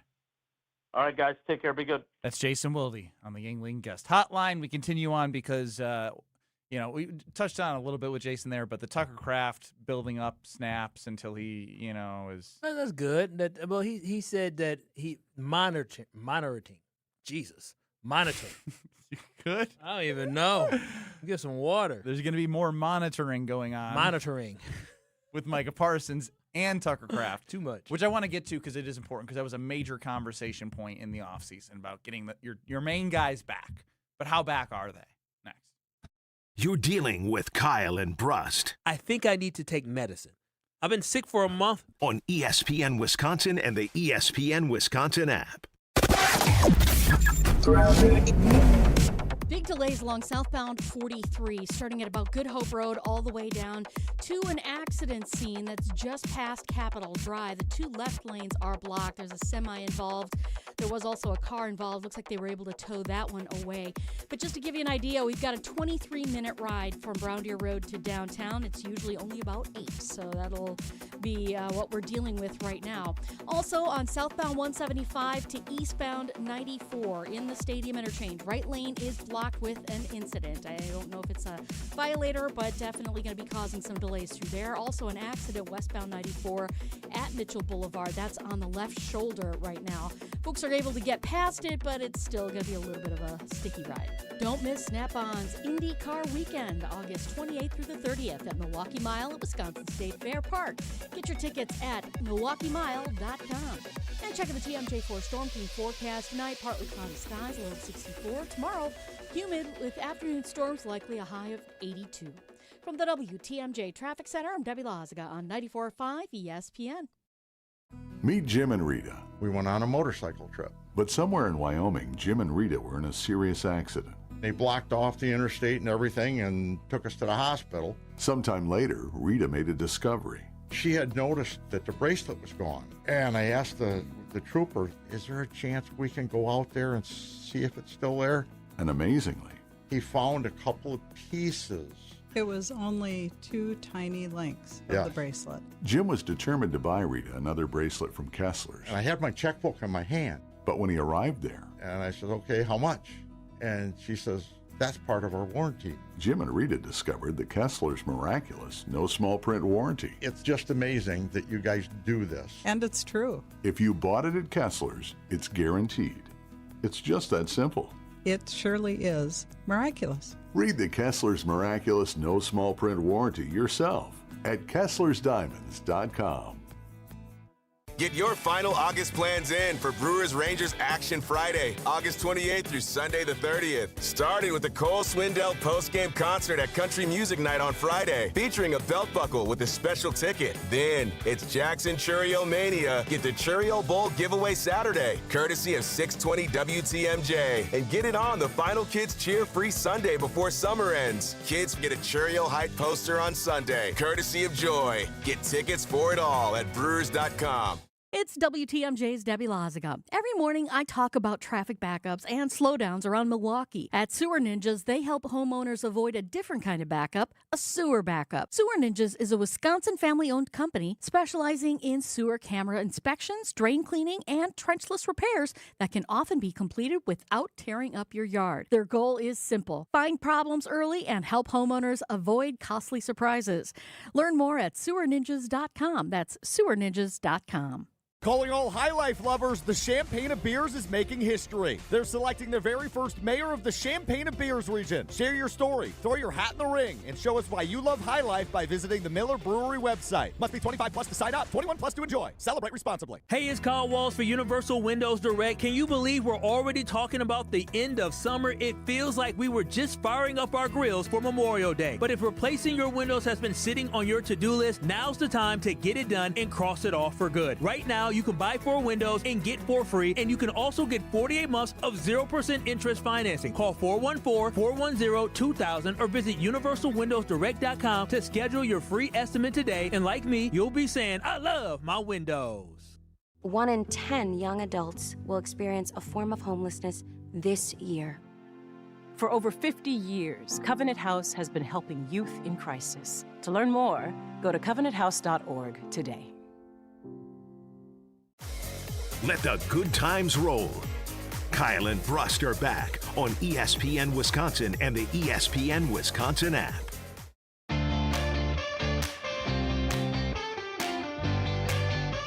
The Steinhoffels Labor holiday sale is happening now, and it's one of the best times of the year to save. Get up to 30% off furniture and home decor, plus incredible deals on top mattress brands like Beautyrest, Tempur-Pedic, Helix, and more, all from Steinhoffels. And for a limited time, when you test rest a Beautyrest Black mattress, you'll get a free $25 gas card just for giving it a try. Hurry into your nearest Steinhoffels showroom or shop online at steinhoffels.com. I'm telling y'all, Steinhoffels is the place to go. Kyle and Brust across ESPN Wisconsin. Call us, text us at 800-990-3776. This is more. YouTube at ESPN Milwaukee and at ESPN Madison. Now, one of the biggest things, which is an argument I totally feel and thought was valid from Kyle Wallace, is when taking a look at this offseason, the way Goody approached it, and he made moves. He brought in Sky Moore. There was Zaire Franklin. There's Jonathan Hargrave. Javon. It's all good.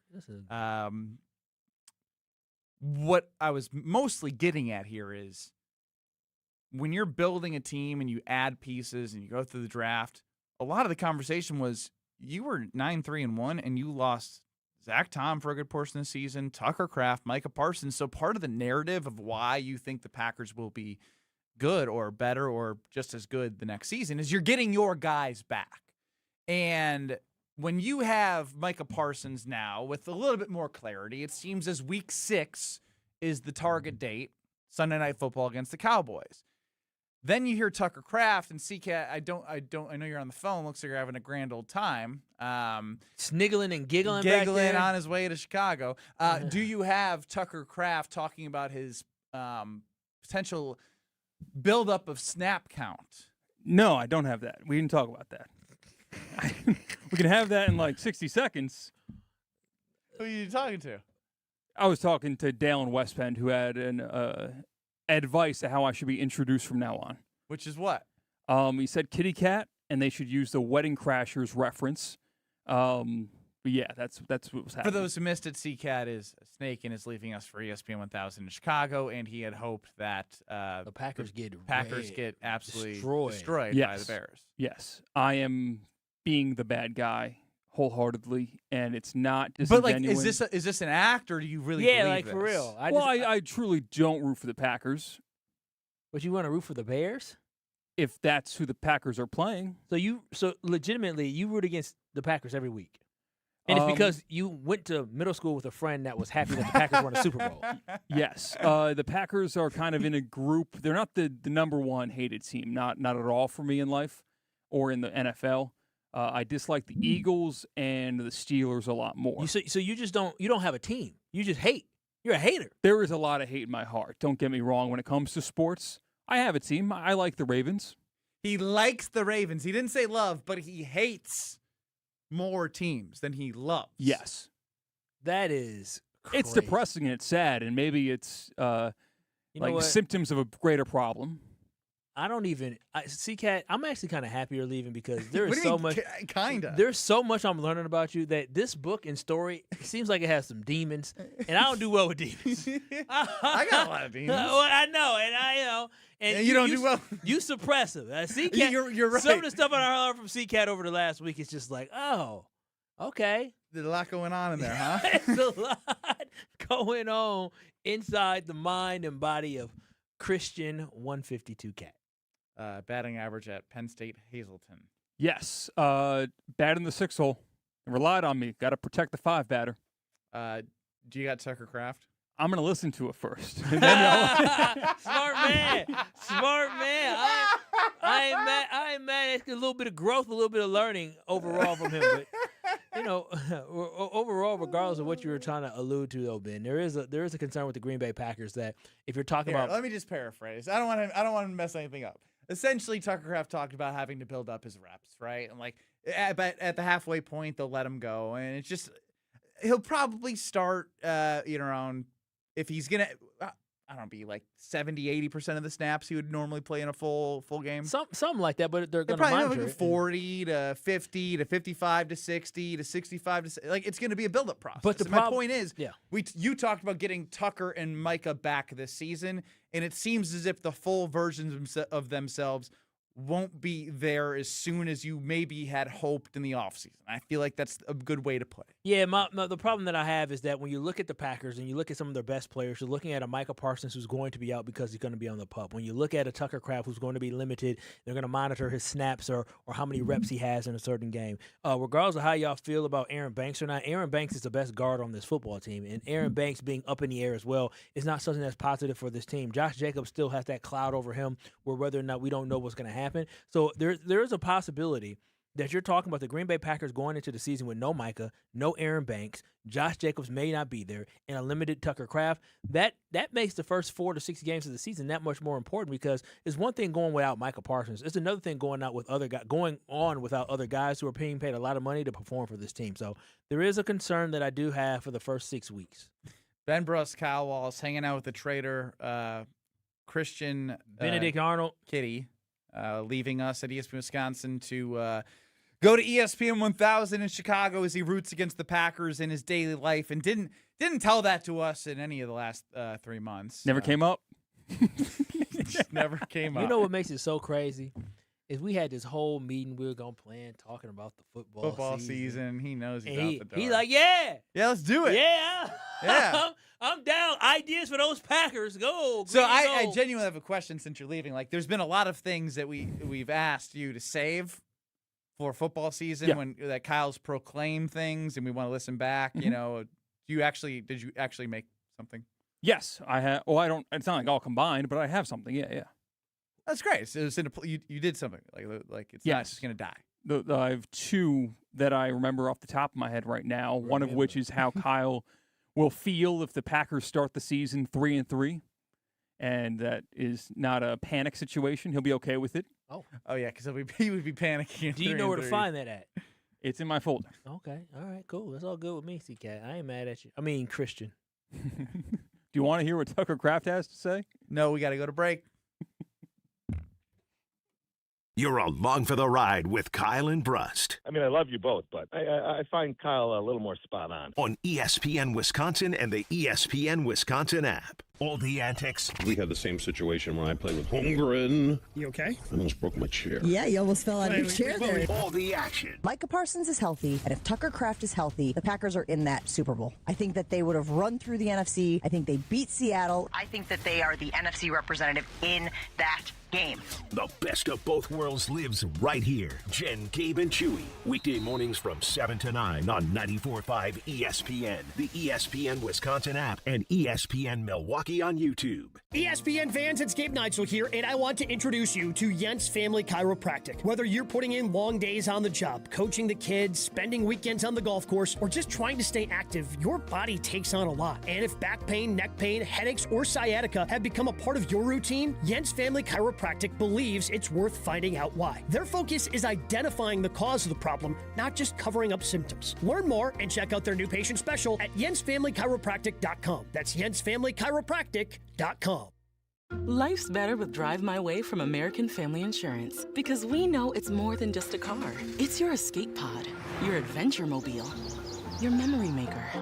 And we help protect the dreams that drive you. Personalize what you pay for auto insurance and you could save between 10 and 35%. American Family Insurance. Get a quote and find an agent at amfam.com. Products pricing and availability vary based on the way you purchase insurance and by state. Unsafe driving behaviors may increase your rate. American Family Mutual Insurance Company, SI, and its operating companies, 6000 American Parkway, Madison, Wisconsin. Let's get the latest from Lambeau. This is your green and gold fix on 94.5 ESPN. Brought to you by Tri-City National Bank. Tri-City National Bank offers a full suite of personal and business banking products at more than 25 convenient locations. Open your account today at the community bank that's Milwaukee's best bank. Learn more at tcnb.com. Well, it's safe to say it's already been a rather interesting preseason for Packers cornerback Keisean Nixon. In last week's preseason opener for Green Bay against the Pittsburgh Steelers, Nixon missed a tackle on Pittsburgh's Pittsburgh Steelers wide receiver Jeremy Bernard up the right sideline and was heavily criticized by fans and the head coach alike. Nixon, who's been practicing with both the first and second team defense this preseason, spoke with the media on Sunday and had quite a bit to say. I guess I'm being punished right now. I don't know. I don't really worry about when I'm running in camp, ones or twos. I just keep my process and just compete for real. This has been your Green and Gold Fix on 94.5 ESPN. Brought to you by Tri-City National Bank, your hometown bank. Just imagine all you can do when home equity works for you. Don't put off that update. Renovate now. Use that home equity. We'll show you how. Tri-City National Bank. Equal housing lender and MLS 433891. I'm Sawyer. And I'm Shannon. Together, we're Twin Stunts, the only twin motorcycle freestyle show in the world. We are born and raised in Wisconsin, so we want all our fellow cheeseheads to know that even though we clutch it up, hit 12, and drift in our show, we would never do it on the open road. And there's another thing we would never do on the road. Drive drunk. Drive sober or get pulled over. Together, we can save lives. Learn more at zeroinwisconsin.gov. Wisconsin DOT. This is Aaron Brown, owner of Siding Unlimited with my brother and business partner, Eric Brown. Siding Unlimited is Milwaukee's choice for siding, windows, roofing, and doors. Siding Unlimited delivers on expectations because our experience, integrity, and craftsmanship come through on every project. For new siding, windows, roofing, and doors, call 262-567-4513 or go to sidingunlimited.com. Students learn best when they can put their knowledge into action. JA's Stock Market Challenge teaches high school students how to analyze stocks and how current events impact value. Thanks to RSM, our partner that makes this program possible. It's just one of many ways JA brings learning to life. To learn more, visit wisconsin.ja.org. Have no fear, the chaos is here. Lucky you. This is Kyle and Brust on ESPN Wisconsin and the ESPN Wisconsin app.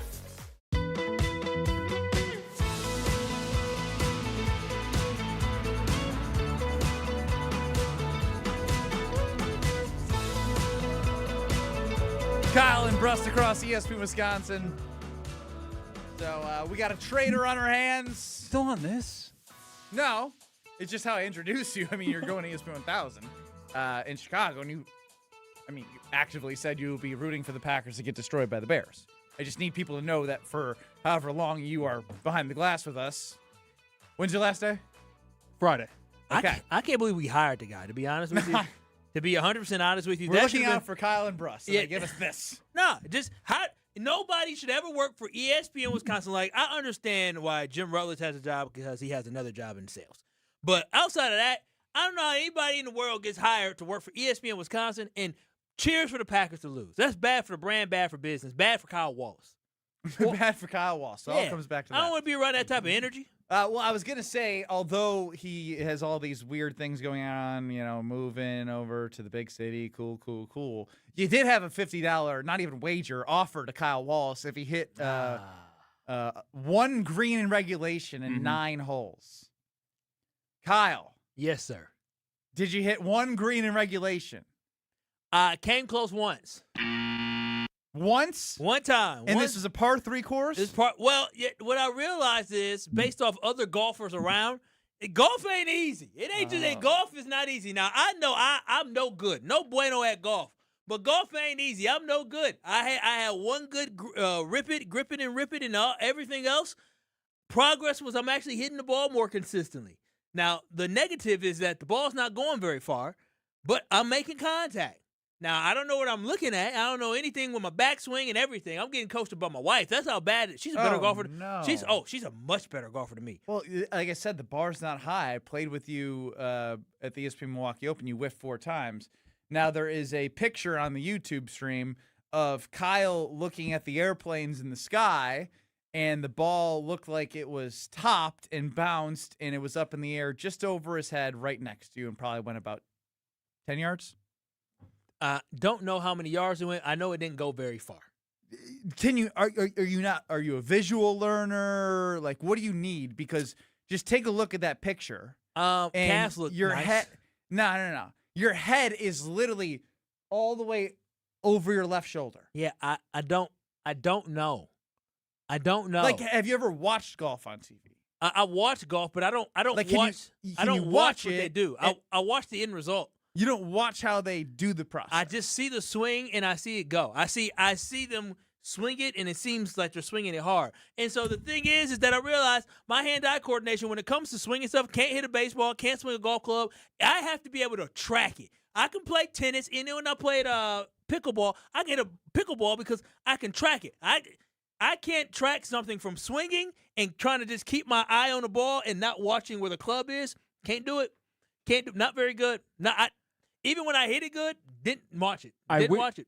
I wish Kyle's phone was more compatible with my phone because I would have played the videos, not to see the swing itself, but to hear the comments between Kyle and his wife after one of the swings. It made me sad. What was the comment? It was like assuring Kyle, like, oh, you're getting there. Like, no. It was just a little bit patronizing. That's like meeting my 2.5-year-old daughter at putt-putt. No, my baby actually can. She actually good. Her grandmother has won many of those elderly golf opens they have at these clubs down in Florida. Her grandmother has won many of them, many trophies. So she know better than me. I don't golf, but I will say this. Is that I'm actually better today than what I was walking in on Saturday. Well, it may seem crazy, but I got a lesson from the guy who was there, and it wasn't until we got to like the 7th hole or 6th hole. He was like, "Kyle, do you want any advice?" I said, "Bro, yes." What do you mean? Do I want any advice? You see, he got the baby in his hand, and he's putting the baby down, swinging. I'm like, "I need advice." He said, "Kyle," he said, you got to let the club do the work for it. Like you're trying to like hit it in a certain way where the club is angled a certain direction where all you got to do is let the club do the work for you. I said, "Oh, let the club do the work for you." We said that to you last week. You let just the don't club listen. do your work. Let the club do your work for you. And I still struggle, but then I progressively got a little bit better. But didn't hit a single green on a par 3 course with an 80-yarder. So the last hole, I had putt for par. I had a putt for par. I missed it, but I had a putt for par. I had probably like a 20-foot putt for par. It was 20. There was no chance you were going to make that. Maybe it was, I don't know, 2015. But I put a little bit too much speed on it, but I had a putt for par on the last hole. Now, the first swing on the last hole, which you saw when I threw the club, there was one video where I threw the club. That was the first. Oh, you're throwing clubs? Well, no. You're not good enough to be throwing No, clubs. I swung it, and then the ball didn't go anywhere, and I just said, and I threw my club forward. I was over. Now, I know that I don't owe you $50. Yeah, no. But you failed the challenge. Do you believe that you owe me anything? No, because I'm not even at comments. I'm not dumb enough to bet on a golf game that I don't play. I'm not dumb enough. Now, if we would have just, I don't get the whole why does he owe you anything? Sometimes it's fun to just like put an offer out there knowing they're not going to get it. Why do you feel like you need? He was nervous. I don't want. He was. Yeah. The first hole, I think, was like your second. And I was Bill right. was spot on. Bill was spot on. I knew it. I knew it when Ben said that. I was like, What'd I say? 100%. Ben said, no, that's the first one. He's going to get worse. And Ben was spot on. Because you're going to start thinking about it. Well, I did start thinking about it. And like the first hole, I was so free, and I'm just like, all right, let's figure it out. Yep. And I hit it so well because I used a wedge, and the wedge goes 140, 100. Depends on the person. Depends you ain't on the hitting no wedge 140. I'll tell you that much. Well, no. A wedge goes one what? It depends on what kind of wedge. God dang it. I asked the golfer that. He said, well, it depends. No, what is it built to go? Like, what's the max? Dang. It depends on the person. Well, there's a 60-degree wedge you can hit. You can hit a 54, a 56, a 50. All I know is gap what letter wedge, did a it say at the end pitching of the club? All I know is I killed it the first swing. I killed it because I literally was practicing my swing for like 5 minutes, and I lined up there. Even the way he talks about golf, you just know he has no hope. Kyle, I don't want money. Just say you were right. That's all I'm asking. Right for. about what? Your You were inability nervous to so play you the weren't. game. Yeah, right. You text you were nervous. I knew there was no chance. I can drive it though. That's not what I asked for. No. I don't know what you asked for. I didn't walk away with confidence. I was gonna get $50. I can tell you that much. Did you walk away confident watching Logan Henderson yesterday? Because I sure did. You know what? I'll say I was wrong about that. Okay. Well, we're gonna discuss the Brewers in 2 minutes.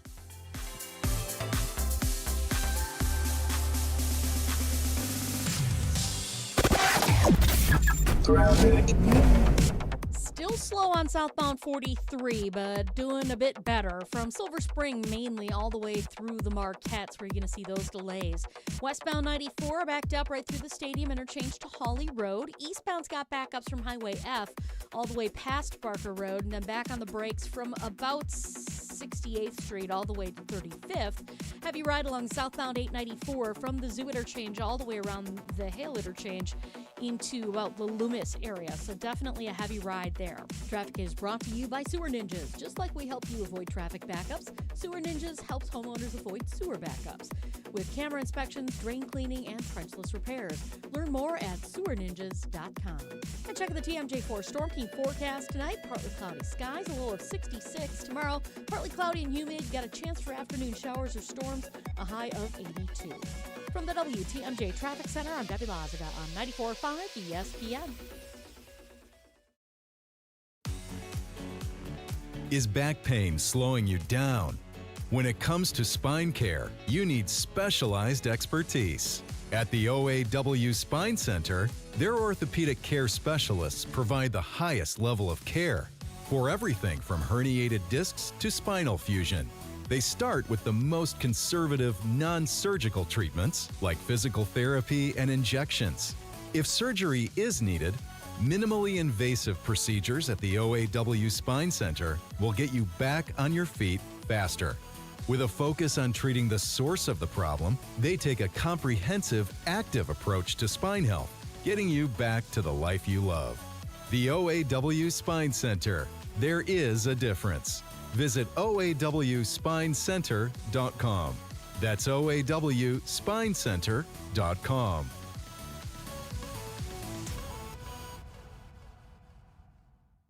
Get your green and gold off-season fix right here. You're listening to 94.5 ESPN, WKTI and WKTI HD Milwaukee. A locally owned Good Karma brand station. Broadcasting live from the Gruber Law Office's One Call That's All studio at the Avenue in downtown Milwaukee. This is Kyle and Brust on 94.5 ESPN, the ESPN Wisconsin app, and ESPN Milwaukee on YouTube. The 414 Hour is brought to you by Siding Unlimited, the 5-time winner of the National Pella Platinum Premium Certified Contractor of the Year. Looking for new windows and doors? Visit them at sidingunlimited.com.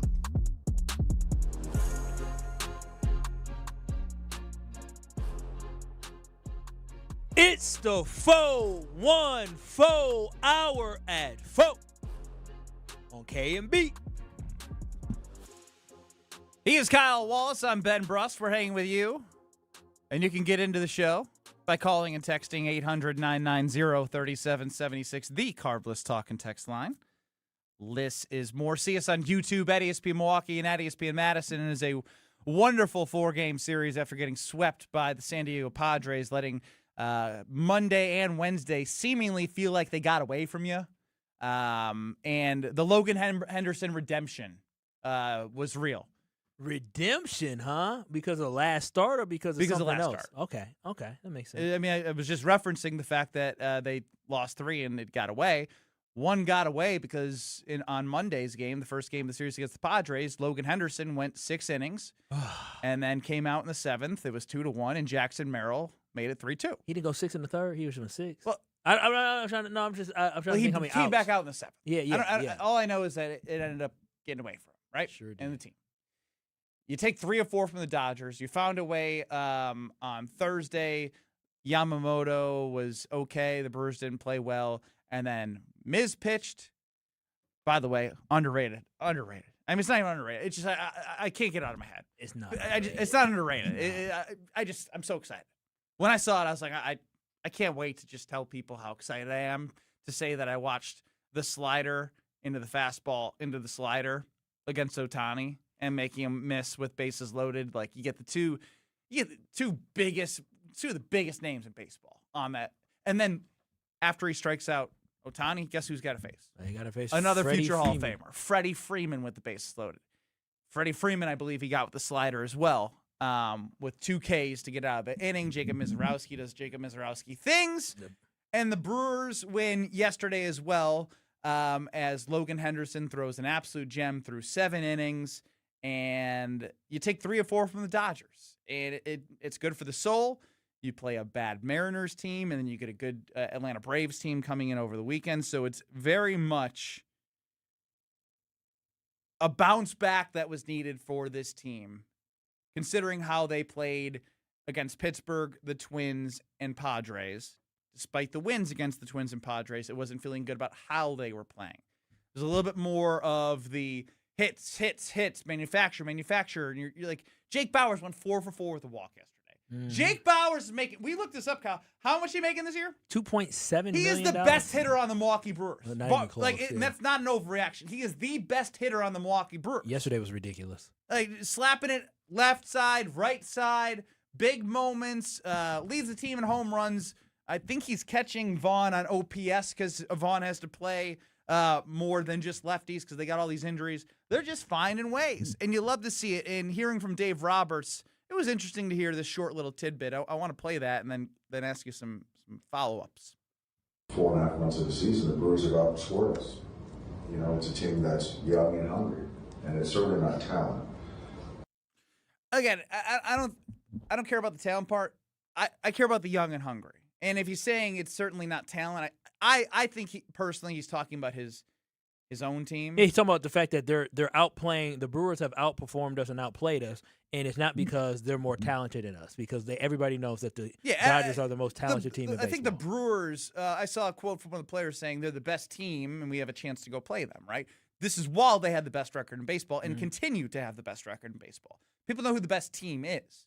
The Dodgers. So you have to bring your best. And they absolutely did that for 3 of the 4 games in terms of if you can walk away with that after a sweep, it's great. I'm curious to how many people are going to jump the gun here and say, this has changed my mind. We could beat the Dodgers in the playoffs. The reason why I asked, because they were undefeated against the Dodgers last year in regular season, and that didn't go so well in the playoffs. Yeah, the one thing I'll say about this is it just seems that the difference between last year and this year is that the Brewers didn't face the Dodgers in the NLCS the year before last year, right? And it seemed like last season is everybody was saying, okay, can the Brewers keep this up? And the Brewers really did keep this up. Whereas this season, it just seems like the Brewers understand that they're trying to prove something a little bit more than, we want to beat the best team in baseball, but, hey, we want to build confidence for the playoffs in the NLCS. And so before you asked me if I think the Brewers could beat the Dodgers in a 5-game, if I wanted the Brewers in a 5-game series, or excuse me, I wanted the Dodgers 5 or 7, I said, I don't care. But after what I saw over this weekend, I was on to something. A 5-game series might be something because because we know what the Miz is, right? And the thing is, Logan Henderson, the way that he's been pitching as well. Logan Henderson yesterday, that was the most impressive thing for me throughout the whole series. I mean, there's a lot of great things to take away from the series. You just talk about the fantastic inning Jacob Mizorowski got out of with the jam going against those 2 guys.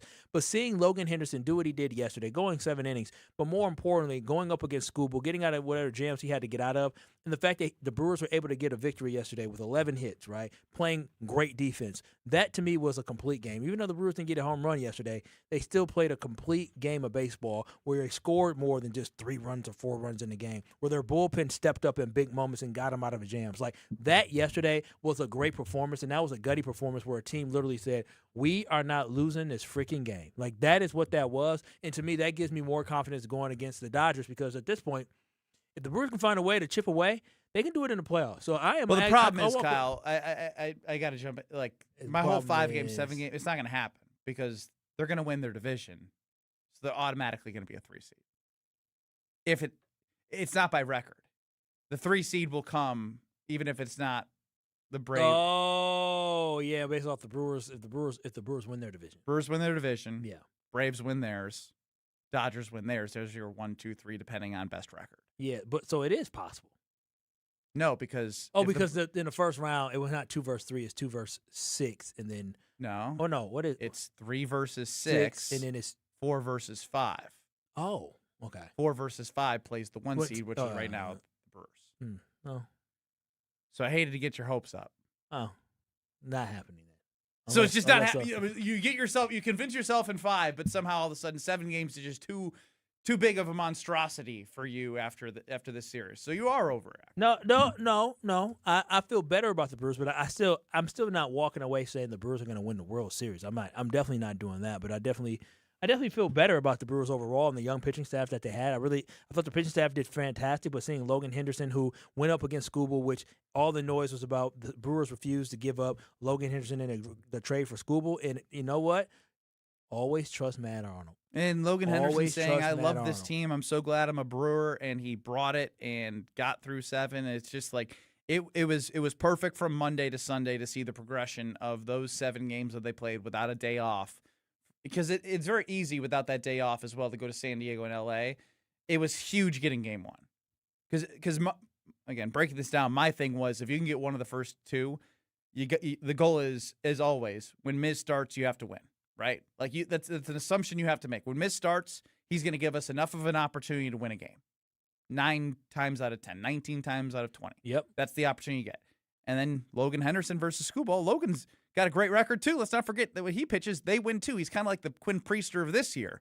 Not to the same degree because they won a lot of games when he pitched. Not necessarily in the win-loss column, but like just wins when he pitched. Logan's kind of doing the same thing for them as well. So, I continue to be impressed with the injuries and how they respond. Doesn't matter. Contreras back in the lineup, hit a bomb. I've never seen a team that legitimately injury means nothing to them. Brandon Woodruff got hurt, didn't matter. Right? Quinn Priester didn't pitch this year, didn't matter. Salvatore, which up and down season, but Sal been gone, didn't matter. It doesn't matter. Like these guys just come and go. They have literally had 2 different type of guys playing second base over three because they signed the one guy. Bay. No, before Bay, they signed Shoemaker. Remember they had Shoemaker. They had Shoemaker, they had Bay. Now they got the kid who played against Pat Murphy's son back in the day. Who's the second base? They just you got Andrew Vaughn playing third. Yeah, but I'm just saying it doesn't matter. Like this is what a real organization does is that they have the structure, they have the foundation, and it's plug and play, and everybody gets with the program. It's insane to me. It literally. Do you understand over the last 3 seasons? I do. I say we take it for granted. No, there has not been a steady pitching staff since Pat Murphy has taken over as manager, and the Brewers consistently are finding ways to get it done. It is crazy to me. The pitching staff today is complete. None of these dudes was damn near on the roster then. Was anyone started? Were any of them starters in Murphy's first year? Maybe Gasser got a spot start maybe 2 years ago. But he came back from surgery, so maybe Gasser was out that whole entire year. D.L. Hall was on the staff. But he's not even. But I'm saying he's not a starter. Yeah, so it's crazy to me what they're able to do. It really is, and that's why I get so excited about the future. But what they're able to Miz build. Obviously last year, Logan last year. You traded for Harrison, Dustin May. Your 4 starters were not here in Pat Murphy's first year as starter. Hell, most of them weren't here last year. I know. I'm just saying, like to your point about how insane this is. Keeping the perspective of how they're 29 games above 500, 2.5 lead in the NL as the number 1 seed. Like it needs to be appreciated more and talked about. Just how special it is to see how they do it. And it's not just been from the pitching staff. It's been from the everyday guys as well. Jake Bauers is the best hitter on the Milwaukee Brewers. He's been the most consistent hitter, and now he's put in a spot that if it doesn't matter if it's a lefty or righty, you're not pinch hitting for him. He is going to be at bat because he is their best hitter and most consistent hitter. Sure, maybe at a 2-week drought like a month ago, doesn't matter. He is their best hitter and most consistent hitter and leads the team in home runs somehow at $2.5 million salary. I mean, you got Christian Yelich struggling, and the Brewers are still in first place. And they expanded their lead. Their lead is bigger today than what it was when we left off on Friday. Facts only from Chef Ed. Skubal hasn't won a game yet with the Dodgers, which is true. Yeah, it turns out that Matt Arnold did the right thing. He wasn't going to mortgage the future. But what if Skubal does say they matched up in the playoffs somehow and it was So be it. You know why? Because Logan Henderson's getting valuable experience. Jacob Mizorowski's getting valuable experience. So be it. If that's the case, then so be it. I'm fine with that. I love where the Milwaukee Brewers are at right now. I'm more hopeful today than what I was going into the series, and that's a good thing. Now it doesn't mean that we're going to win, but I'm more hopeful. Good. I like when you have hope. Yeah, I love the best version of Kyle is the hopeful Kyle. Yeah, no, absolutely. And the Brewers are just really. What? I said I like hopeful, Kyle. Now you're giving me the. I just wish they had a little bit more pop. You know what I'm holding out hope for? After seeing Joshua Baez have the game that he had, the debut he had against the Cubs from the Cardinals. He hasn't gotten a hit since Well, I then. don't care. I just look at He played today and was 0 for 4. He played yesterday and was 0 for 3. It is what it is. Andrew Vaughn with his 37 home runs in the minor leagues just got me thinking, maybe. Did you say Andrew Vaughn? No, not Andrew Vaughn. I'm Andrew Fisher. Andrew Fisher with the 37 bombs in the minor leagues. I'm just thinking to myself, just maybe a September call-up would be nice to see what the kids got. See what type of power. So you can tap into that power. I feel like you do that when you're the Cardinals and you're kind of out of it. Like we're the Brewers. What do you mean? We got the guy is Jonathan Ornelas. Oh yeah. Yeah, you didn't know who he was. We didn't know who he was 3 days ago. That's what I'm saying. Hey, so you mean to tell me Andrew Fisher can't pop in? If you asked me in March that Luis Lara would be the starting outfielder for the Brewers, what would you say? Be a pretty quick jump from the signed contract to taking over for a He even Gold signed a Glover. contract during the regular season, into the regular season. So we didn't even know he was getting a signed contract. That's true. So Yeah, I'm just saying. All I'm saying is this: just maybe you got to find power somewhere, and throwing the kid out there now won't ruin his confidence. You don't know that. No, it better not. He got Pat Murphy. Ain't nobody confidence being ruined around Pat Murphy. Caleb Durbin lost confidence because he was away from Pat Murphy and found it again. Good point. Hopeful Kyle. I am hopeful. I feel good, but I still don't walk away from this series thinking the Brewers are a favorite to win a World Series, but I do feel much more confident knowing that these guys have these big moments and they rise to the occasion, because that is invaluable experience that a guy can get. I'm excited about the Brewers. Good. Hopeful Kyle. Keep it up. Keep it up. It's Keep great. it up. Tonight, not tonight, starting tomorrow, easier series. I said it already in this very segment. Oh, I know Atlanta Braves is the weekend. Seattle, yeah, the Mariners. Boy, Cal Raleigh. I think he has more home runs last year than he has hits this year. Something like that. He was hurt too. He is on track to have the second worst batting average season of all time. Of all time? Yeah, of all time. Not for a catcher, not for somebody who hit over so many home runs. On track for qualified batters to have the second worst batting average in a season of all time. Yeah. Reminds me a lot of you, batting 158 in D3. Or next. You're dealing with Kyle and Brust. Trust me. What do you mean trust you? On ESPN Wisconsin and the ESPN Wisconsin app. We do have delays right now. Southbound on 43 coming in from about Silver Spring all the way down through the Marquette interchange. Right now, Brown Deer Road to downtown is up to a 13-minute ride. So that's an extra 4 or 5 minutes onto your normal ride. Just be prepared for that. Westbound 94 tightening up from 35th Street to Hawley Road. Eastbound's going to be slow from about Highway 164 all the way to Brookfield Road, and then back on the brakes from 70th Street all the way to 35th. Planning a home project or need added flexibility? Tap into your home's value with a home equity line of credit from Great Midwest Bank. Visit greatmidwestbank.com, your simply local equal housing lender. Check the TMJ Ford Storm Team forecast tonight. Partly cloudy skies, a low of 66. Tomorrow, partly cloudy and humid. Got a chance for afternoon showers or storms, a high of 82. From the WTMJ Traffic Center, I'm Debbie Lazaga on 94.5 ESPN. Whether it's live or in podcast form, you've heard us on air with all of our shenanigans. Gabe, I'm throwing some. Why are you throwing? I don't want. Now see your favorite 94.5 ESPN shows streaming on video. By me, by the way. I hit that microphone like 4 out of 6 times on that. Subscribe to ESPN Milwaukee on YouTube and get notified when we hit the air live. Plus, you can watch back any second that you miss and see original digital content too. Watch, listen, interact. ESPN Milwaukee on YouTube. This is Aaron Brown, owner of Siding Unlimited with my brother and business partner, Eric Brown. Siding Unlimited is Milwaukee's choice for siding, windows, roofing, and doors. Siding Unlimited delivers on expectations because our experience, integrity, and craftsmanship come through on every project. For new siding, windows, roofing, and doors, call 262-567-4513 or go to sidingunlimited.com. The fastest weekend of the summer is almost here. August 28th through the 30th, the stars of the NTT IndyCar Series return to the legendary Milwaukee Mile for the only doubleheader weekend of the season. 3 days of high-speed action, daring passes, driver appearances, family fun, and wheel-to-wheel racing at the world's oldest operating motor speedway. Be there as championship contenders battle it out at Wisconsin State Fair Park. Don't miss the Snap-on IndyCar weekend. Get your tickets today at wistatefair.com.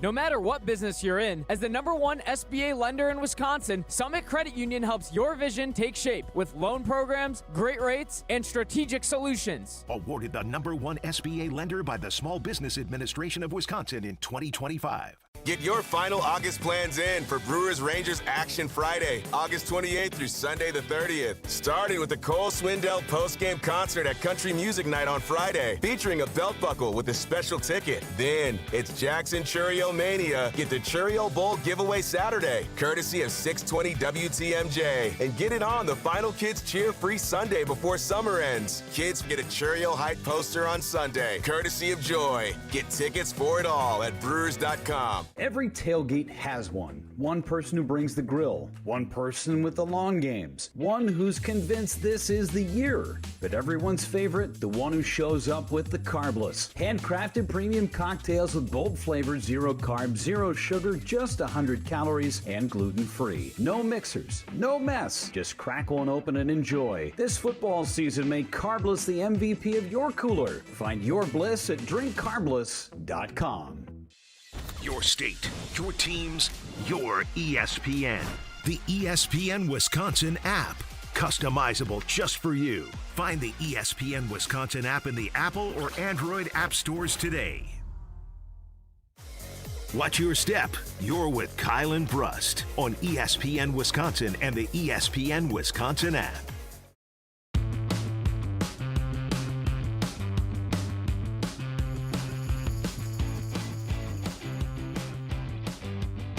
Can you believe we're already talking about the end of summer? It feels like we were just firing up the grill for Memorial Day, and now school is about to start. Shout out to little cousin starting school today in kindergarten. Shout out to him. K4. Football is coming back, and before you know it, the holidays will be here. And if replacing your windows has been sitting on your to-do list, now is the perfect time to get it done.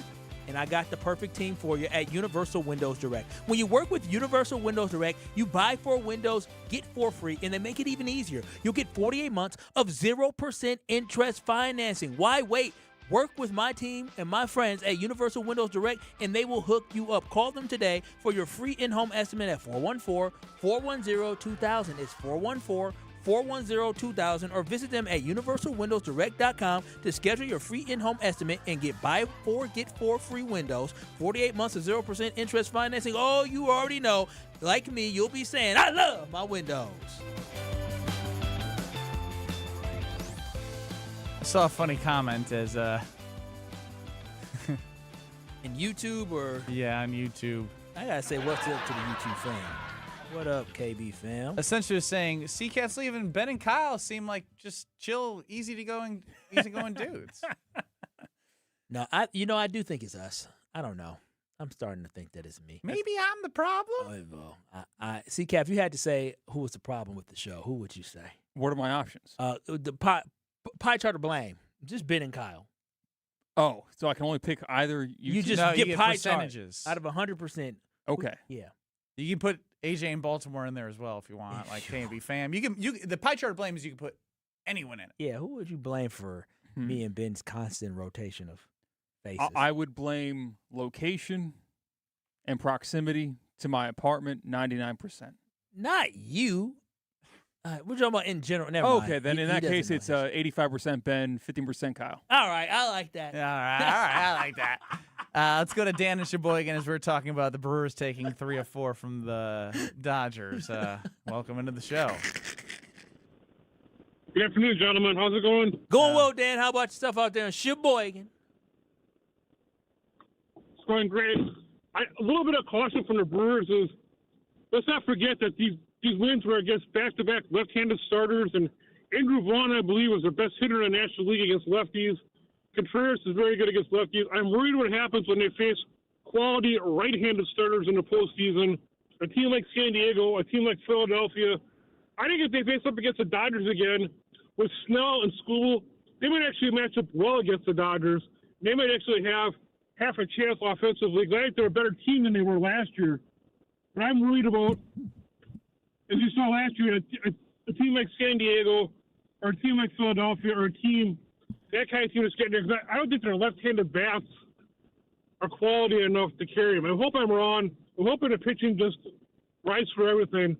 But I think the fact that they went up against back-to-back left-handed starters was very beneficial for this team. If I'm not mistaken here, I am looking at righty-lefty splits for the Milwaukee Brewers. That can't be right, though, because that's 121 games played versus left, 125 versus right. Their OPS is better versus right versus left here. So I'd have to do some more digging on the righty-lefty splits as a team. But I also think you're getting a little ahead of yourself in terms of worrying about, teams that they've shown that they can consistently beat, not just from a pitching standpoint, right? Like you mentioned the Dodgers, you mentioned the Phillies, like you can mention all those teams. The Brewers went to the NLCS last year, and they were the best team in baseball last year. They're the best team in baseball this year. At some point, I get looking at matchups, but I also think you got to start looking at yourselves and how you're able to find ways to win ball games, even if it is, again, I don't think they're going to be the wild card based off how they played and position themselves. But if they do go to the divisional series, like that's something I'm just not worried about. Like what you're worried about is, can this team surpass what they did last year? That's ultimately where I'm at. Yeah, and again, I don't know if the Milwaukee Brewers have shown us that they can get past. Like, and when we say surpass, how much do you want to break it down? Can they win games in the NLCS? Yeah, I think they can win games in the NLCS.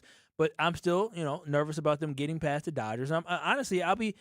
The Phillies have guys on there that have been there, done that before. The Braves have guys on the roster that have been there, done that before as well. So there is that little concern, but you know what? That's why you play the game. And so are the Brewers better than what they were last year? Absolutely. I think we'll have a better output and performance in the playoffs than what we got last year, but I'm not sure if it's enough. Yeah, so factually and statistically speaking, I was right. I just wanted to make sure. This accounts for all pitchers they faced this year, not just starters. They've faced lefty pitching in 121 games and righties in 125 games. They've obviously had more at-bats against righties, 3,000 versus 1,200. Their OPS is 743 against righties and 690 against lefties. So it actually would be opposite from Dan's standpoint of feeling good about Snell and Skubal because they've struggled against lefties in comparisons to righties on the holistic view of the season. I feel good enough about nothing. And that's why I didn't want to it. jump into that, because I felt like, they're the best team in baseball. I sure, I guess maybe looking at that, I'd like them, maybe I will be looking at how they bat against lefties a little bit, but they're the best team in baseball. And sure, if it's lefties, Luzardo, Sanchez, in the Phillies, like they're going to have to face that. Are they the best team in baseball or the best record in baseball? You know what the Phillies are going to have to face? Jacob Mizorowski. Kyle Harrison, who had 5 runs removed from his start where Bay missed the catch and the error was placed, and he went from like a 3.45 to a 2.99 ERA. So shout out Kyle Harrison, back under 3. Logan Henderson, did we not just watch the Dodgers struggle against him? Yeah. Yeah. So that's what I like to keep in mind when I'm talking about the Brewers, is trying not to get too caught up in what everyone else is doing when it just looked as bad as it could possibly look going to San Diego and losing 3 in a row after not looking as great as you've seen them play baseball. And that's why yesterday 162, man. Ebbs and flows. Yeah. Yesterday felt like a turning point for me where the Brewers are finally getting right back on track. Like the series, they found a way to get things done, especially against a team like the Dodgers that have struggled themselves. I think they lost 4 series in the month of August already, which is the most for them in a single month all year long. But for the Milwaukee Brewers to come back after losing those series in 3 games in San Diego, and to win close games against the Dodgers, to get out of close moments with their pitching staff and find a way to chip away and win a game like yesterday, makes me so confident that they're finally turning the corner. And when I say turning the corner, getting back to playing consistent baseball, focusing on winning series again. So, again, I think the Milwaukee Brewers came out of this. And how those runs came about. Yeah, and again, how they came about. The hits, man. You had a lot of hits. You delivered in big moments. Like, that is what I was looking for, even though a lot of the work was Jake Bauers. Not just him, though. I mean, he had a third of everything. Indeed. So I'm saying a lot of work was Jake Bauers. But again, just feeling a lot better about this team coming out of this weekend and what I did going into the weekend. So it's a positive for the Milwaukee Brewers moving forward. But to Ben, again, you keep on saying best team in baseball. Are you saying that they are the best team in baseball, or they have the best record in baseball? No, don't hurt. They're the best team in baseball. Team, just because but you're the you best can't team, say that when you don't think they can win a World talent Series. and team are two different things. They don't have they don't have the best talent. Okay, team. Okay, if we're They're gonna, the best team. all Yeah, right. the best team. I appreciate you getting me after the sound I made, because you're right. They are the best team in baseball. Will they be the most talented team that can overcome them not being the best team? That's to be seen. Yeah, we've seen the story many times. But right now, like I said, I'm not going to look too far ahead because there's no need to. The number one goal is to win the Central and get the number 1 seed. And then you go from there. We've been through this before. There have been teams that have been wild card teams like the Diamondbacks that have made it to the World Series. The Brewers have put themselves in a position where they can build off what they did last year. And it's not easy in baseball to be the best team in baseball record-wise and be on pace to do that again. That shows me something in a very, you know this, you played at a very low level and you played a very low level yourself. Very low. Very low. Okay, yeah. It's a hard sport. Where we go? Okay. It's a hard sport year after year to continue to get better and put up like wins like they're doing. It just doesn't happen unless you're really, really good. I also do think baseball is the one sport where it is most likely that the best team doesn't win the World Series compared to the NBA. I like that NHL. you said that, but I also don't want to hear from you because you're moving to Chicago and people don't like you. So who's your baseball team? I'm a Yankees fan. So what made you choose the hometown Yankees but not the Giants or the Jets? Just family was the most into the Bills? Yankees. Too far away from that area. So wait, the Baltimore. So how did you become a Ravens fan? I liked the color purple and Ray Lewis and Ed Reed. Huh. I made my own really decision. Goes with the win, Kyle. Yeah, you're not loyal at all. Yeah, no backbone. I've never changed my favorite team. I picked my favorite team when I was. And you hate the Packers. Well, yeah. You know, not the most hated, no. But you hate them. Yeah, I guess so. On the spectrum of love to hate, they're closer to the hate. Who's your favorite NBA team? That one doesn't matter. The Nets fan, but that's with the wind. I don't really care. I feel like you're a go with the wind type guy. Not in general. Yeah, I'm into movies this year. I kind of do. I kind of do feel like you kind of just like, you know what? Hey, I go with the wind. It's not like just woof, but like control go with the wind. If the wind pushes you this direction, you'd be like, okay, I can go that way. If I was working here during football season, I would not root for the Packers to lose. Because I care about Kyle Wallace and I care about Ben Brust. You don't care about us at all. Stop it all. Now I know it's a lie. Why do you care about Ben Brust and the Packers losing? Because, wait, say it again. You say you care about Kyle Wallace and you care about Ben Brust? Yes. Why does Packers losing and Ben Brust have anything to do with one another? Winning. Care about Packers winning. He doesn't care about you. He loves when the Packers lose. Yeah, but I also think it's better for you guys and the station if the Packers go far in the playoffs. No. Love's strong. Ben enjoys controversy. Sure. So Packers losing gives him more storylines. But I also think Ben would sign up for 3 extra weeks of actual Packers in-game season football. Ben would sign up for the Packers firing Matt LaFleur at the end of the season. If he deserves it. Yeah, no, I think you read this. So that's why I think it's disingenuous. It's he doesn't know us. He doesn't know. That's the whole point. He doesn't know us. That was the whole point. Just stop. You would prefer the Packers to give you more games to preview and review. Yeah, and the way that happens, you know me, Mr. Preview guy. Can't wait to preview the game. So you would prefer 3 more weeks of off-season Packers stuff? You know what I prefer? For you to put together catastrophic and not be as bad as your performance today. We both would prefer that. That's next. You're along for the ride with Kyle and Brust. If you suck, I'm going to say you suck. On ESPN Wisconsin and the ESPN Wisconsin app. Backups on southbound 41 starting around Good Hope Road down past Appleton Avenue. On the northbound side, slowing from Capitol Drive up past Hampton.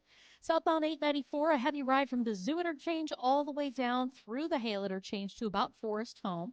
We've also got westbound 94 backing up from 35th Street all the way to Hawley Road, a little bit more right past Sunny Slope Road. On the eastbound side, still heavy from Highway F to Barker Road, and then again from 70th Street to 35th. And check out the TMJ4 Storm Team forecast tonight. Partly cloudy skies, a low of 66. Tomorrow, partly cloudy and humid. Got a chance for afternoon showers or storms, a high of 82. From the WTMJ Traffic Center, I'm Debbie Lazaga on 94.5 ESPN.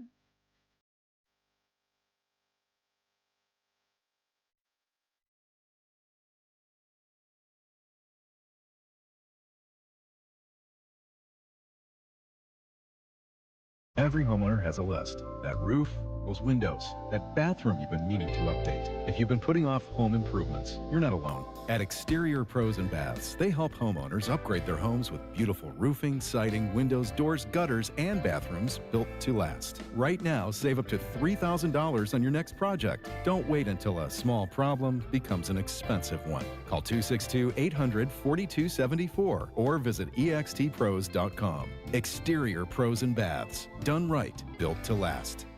It's a great day for Brewers baseball, and with Brewers checking from Associated Bank, you get a powerful lineup of perks all season. Leading off is Express Entry with incredible speed. Next up, 20% off gear at the Brewers team store. Sporty stuff. And third, up to 50% off home game tickets. But if you can believe it, there's even more you can score. Because with Brewers checking, you get the strongest lineup in baseball. Only from Associated Bank. Join the crew at AssociatedBank.com/Brewers. Member FDIC. It's time for the Milwaukee Baseball Report on 94.5 ESPN. Brought to you by National Liquor Mart. Packed with the best beer, liquor, seltzer, and spirits deals in town. Located at 16th and National in Milwaukee. Open 9 a.m. to 9 p.m. daily, where your satisfaction is their plan of action. After getting swept by the San Diego Padres last week, what a response over the weekend from the Milwaukee Brewers. A 4-game, 4-day series against the reigning world champion Los Angeles Dodgers wound up with the Brewers taking 3 of 4 in LA. The story Sunday was all about pitcher Logan Henderson, who tossed a career-high 7 innings, allowing only 3 hits, 1 run, and striking out 6. And with some help from the St. Louis Cardinals, the Brewers able to extend their lead in the NL Central to 5 games over the Cubs entering the week. This has been the Milwaukee Baseball Report on 94.5 ESPN. Brought to you by National Liquor Mart. Stop buying barbecue rubs that all taste the same. Most are loaded with sugar, fillers, and shortcuts. Burn Pit BBQ is not. We're a veteran-owned company right here in Wisconsin, built on doing things the right way, no shortcuts, no nonsense. Just premium seasonings that deliver real flavor every time you fire up the grill. Whether it's a quick dinner or feeding the whole crew, Burn Pit BBQ gives you confidence to get it right. Burn Pit BBQ, grill with confidence. Find us at burnpitbbq.com and now at select Walmart locations. That's burnpitbbq.com. At Big Fish Contracting, we want every home project to be a good story worth sharing. That's why we as a team aim to exceed your expectations. We can improve any aspect of your home. Everything from a complex remodel to the essential roof, gutters, siding, and windows. Integrity, humility, and kindness are why we've grown in southeastern Wisconsin for the last 2 decades. Visit BigFishContracting.com to learn how Big Fish is renovating homes and redeeming an industry. Let the good times roll. Kyle and Brust are back on ESPN Wisconsin and the ESPN Wisconsin app.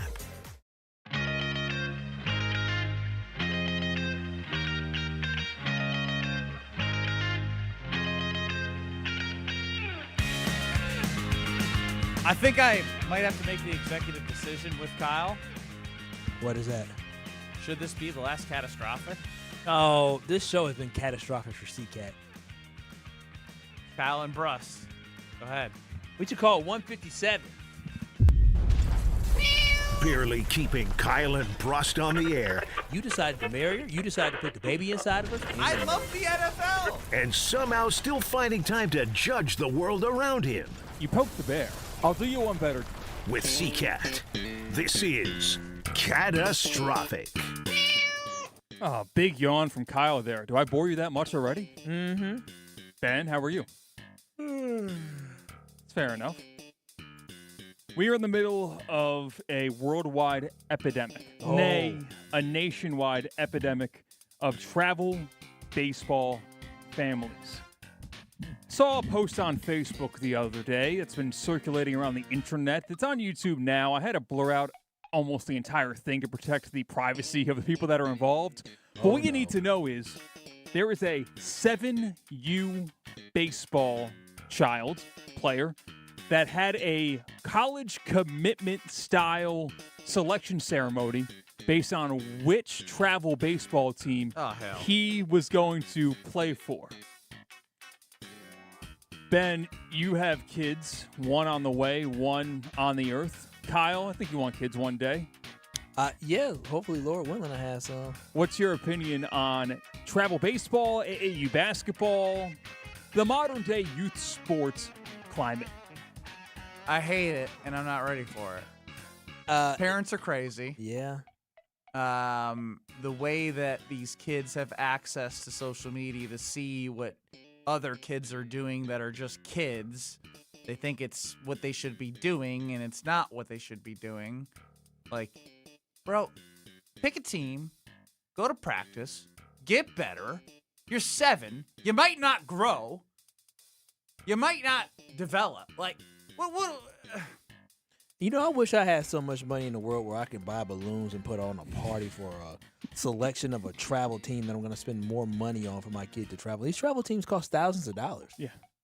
And it may amount to nothing. If you're traveling out of state. Sometimes it may amount to nothing. Yeah, every tournament costs money. And just to play in the tournament. I've heard some of the entry fees to watch your own kid. It's ridiculous for a weekend. You want to watch your kid play this weekend? Give us $100 per the 4 people. No, I've seen like per person for a weekend. Yeah, so I meant to say per person. Yeah, it's ridiculous. And I also where does that money go? To the pockets of those, but it's not about the kid's talent, it's about moneymaker. As a matter of fact, that kid might be like a modern day like walk-on, like we used to have walk-ons, but if their dad was a booster and was given lots of money, they get a spot. So this kid, for all I know, at 7U, he may think he's good, and his parents are doing this because it's for the parents, not the kid. Maybe. And I don't know the example, but that is a true thing where these parents are so ridiculous that they're making their kids live out their own dreams. Mm-hmm. And I'm not going to be like that. How about that? Yeah, that's what you say now. You know I'm not. I mean, if they ask for it. I heard about this flag football thing where they didn't even have to practice. They just show up on game day and they had to bring like $100 just to play. I'm like, what? Huh? And what I'm paying $100 to play in a weekend tournament?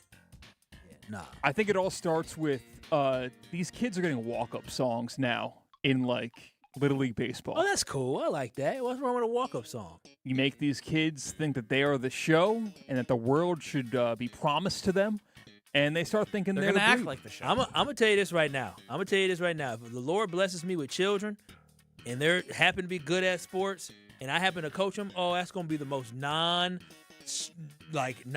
anything from anybody team, most disciplined team out there. Wow. Ain't going to be about their business. We're going to run through teams. Absolutely run through teams. What's the offense going to look like? If I'm coaching, which I don't know what the future holds, some kid after a loss post their highlights, I will lose it. Oh, was that cool? Did you win? Did you make the play over there? You know, or are you just showing us the good? You know what I would say, Ben? I would say, hey, I heard you made highlights. You go what you can do. Here, take this phone, sit on the bench while you make the highlights of you sitting on the bench from this. Make the highlights of everybody else. Think this is. The parents go. It is a huge pet peeve. No, I'm all about discipline. I came up playing football where you giggle the wrong way. Get them chopping. 50 up downs. Oh, y'all think something on the line suicide, whatever. I don't know what they call them now. Ladders. Ladders for basketball. Just run. Like I come from the generation where I'm maybe the last of a dying breed, where the coaches were jerks and they worked you hard and they punished. But if the coaches are jerks and the parents don't like you, you know what they could do? Go behind your back and get a new coach. Oh no, that's just. You should look at what happened to the former baseball coach from where you live at.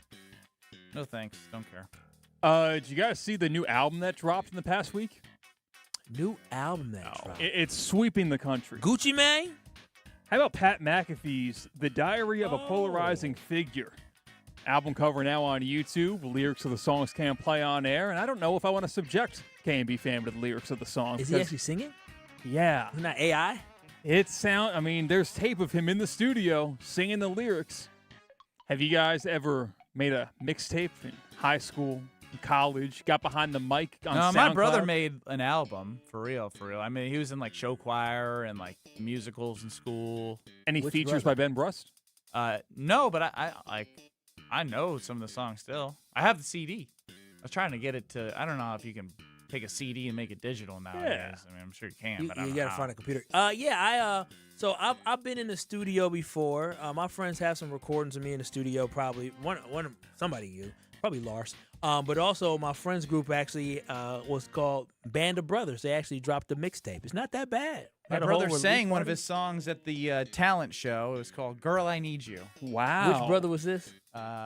My brother whose birthday was yesterday, Steve. Oh, Steve, good for him. Girl, I need you more than I can explain. So Steve was good at sports and he was a You're musician? my shining light, my shelter in the rain. Okay. When I'm not with you, I drive myself insane. Okay. I can't stand it because I need you by my side. Because I love you. Oh. Because I need you.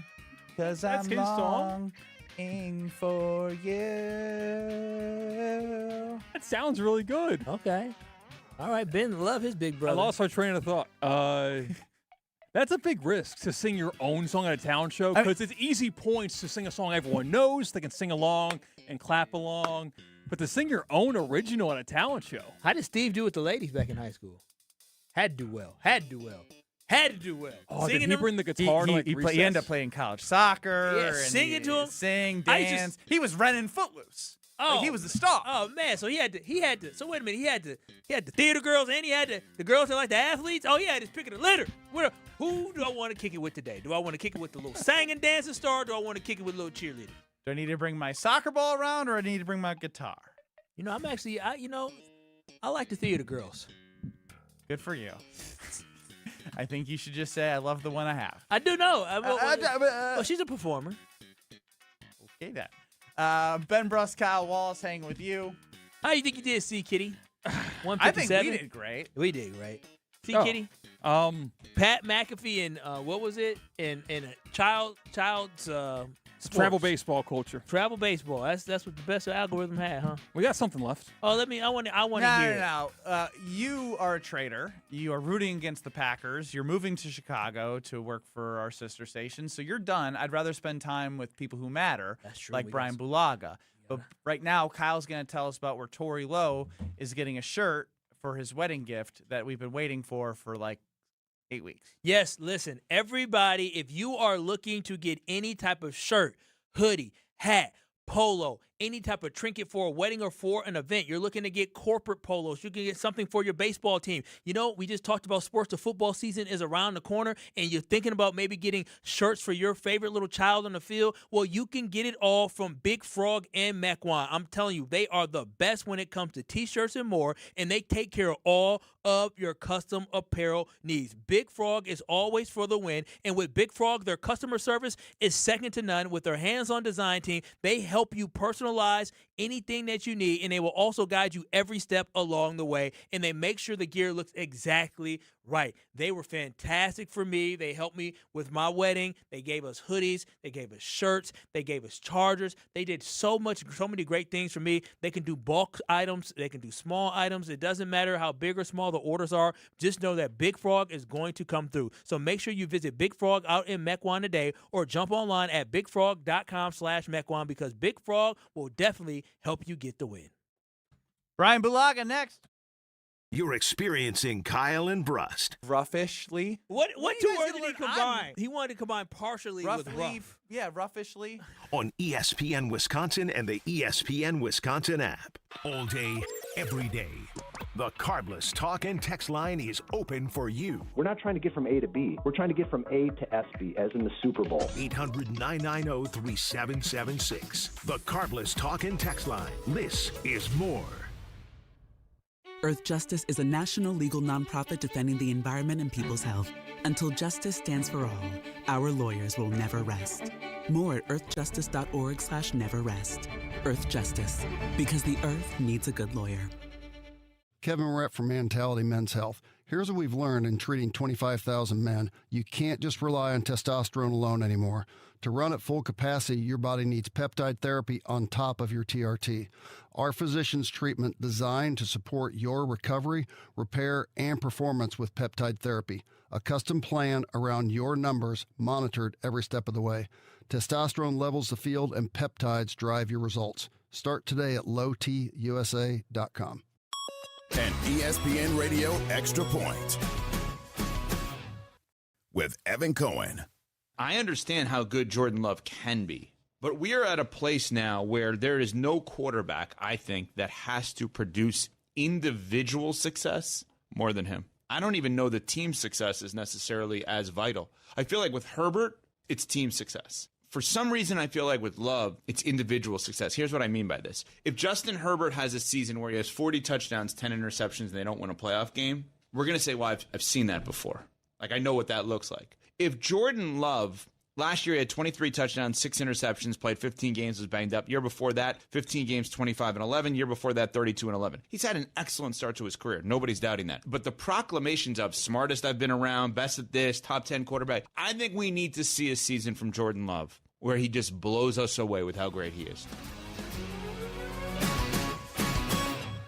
Download to see if you qualify. Not all customers will qualify. Transfer fees may apply. No Albert subscription required. Albert is not a bank. Albert Instant Loans are issued by FinWise Bank, member FDIC. Not an actual client. Terms apply. Kylie, what's wrong? I just got hit with a car repair bill. I'm behind on rent, and I feel like I can never save any money. Have you tried the Albert app? Albert is your financial assistant, helping you find ways to save and create custom budgets to actually grow your money. Plus, you can get up to $10,000 for big expenses, or advance up to $1,000 fast when you need cash right away. Albert can get me up to $10,000?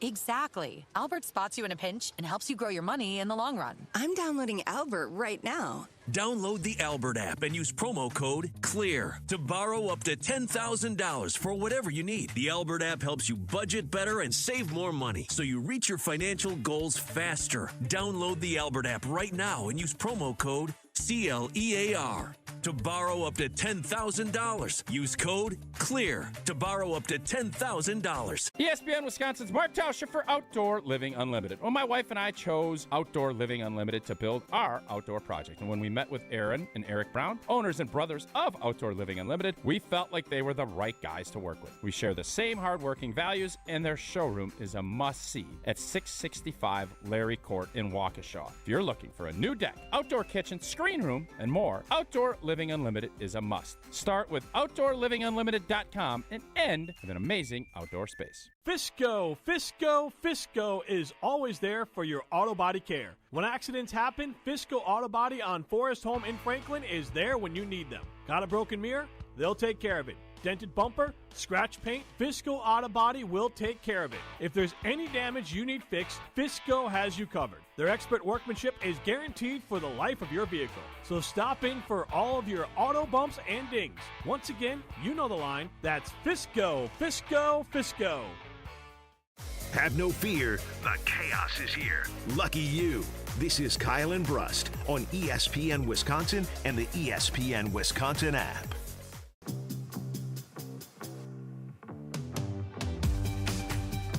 Joining us on the England guest hotline is Brian Bulaga. Brian, what's going on? Not much. How we doing? I don't want to speak for Kyle, but I do want to speak for Kyle because he said to me, I did not bring this up on the show yet, if Jacob Monk and Jaeger Burton are the starting guards, then this team, Super Bowl hopes, you might as well just write them off.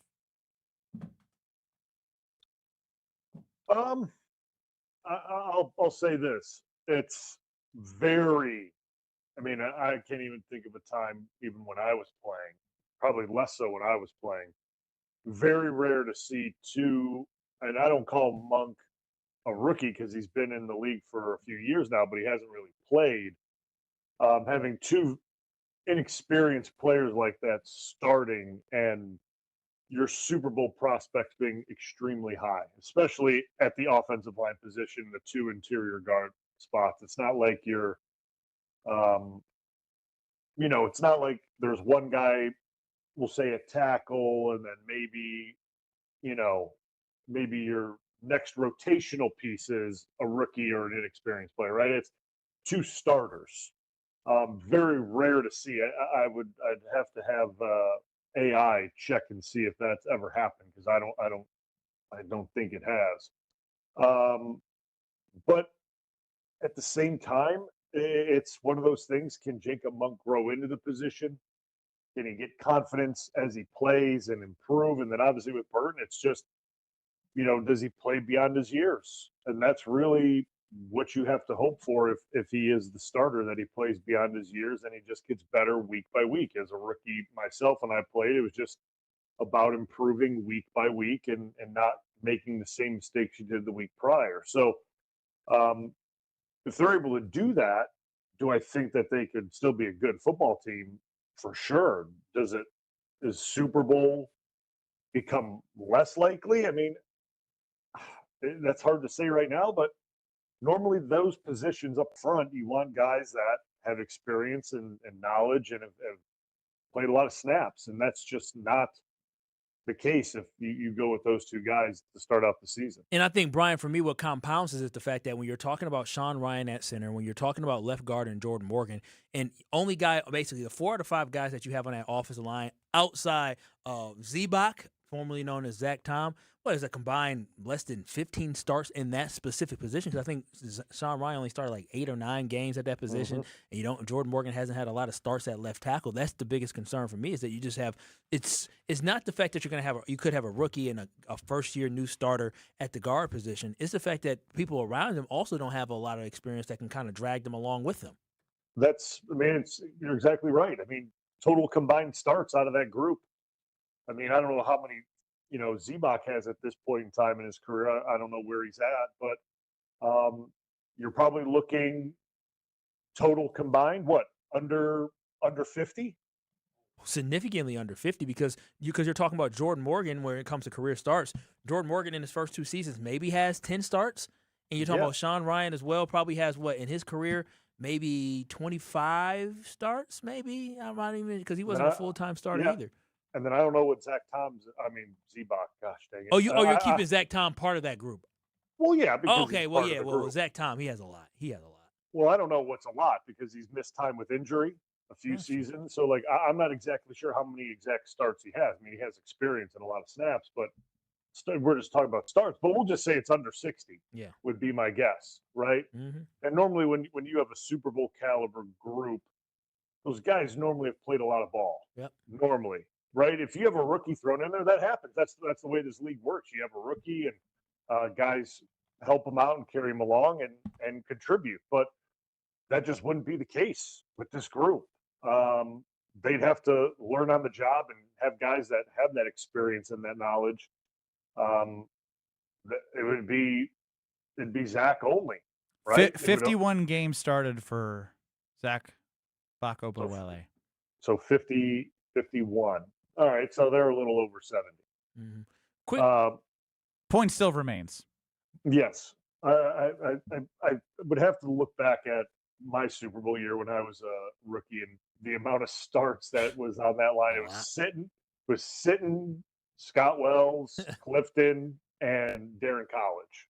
Imagine there was a lot of starts on that offensive line besides my very young self with probably 10 or 11 at that point, or 12, whatever it was at that point in time. So I had guys that had been there, done that. They were able to provide that support and knowledge and kind of, we've been here, done this kind of thing to fall back on. It's just not the case if you go that route.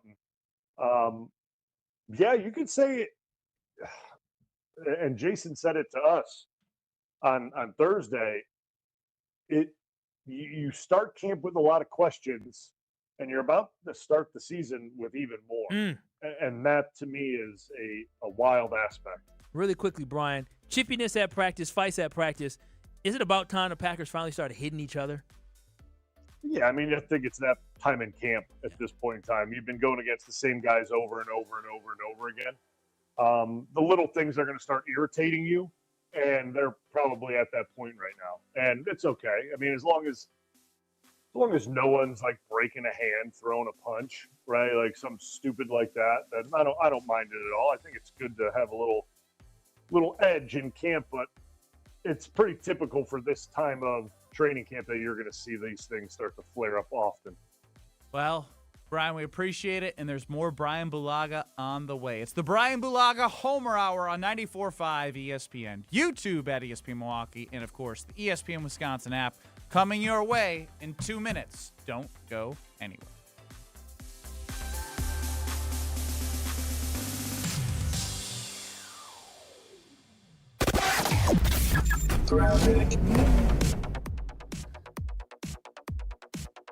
Southbound 41 starting around Good Hope Road down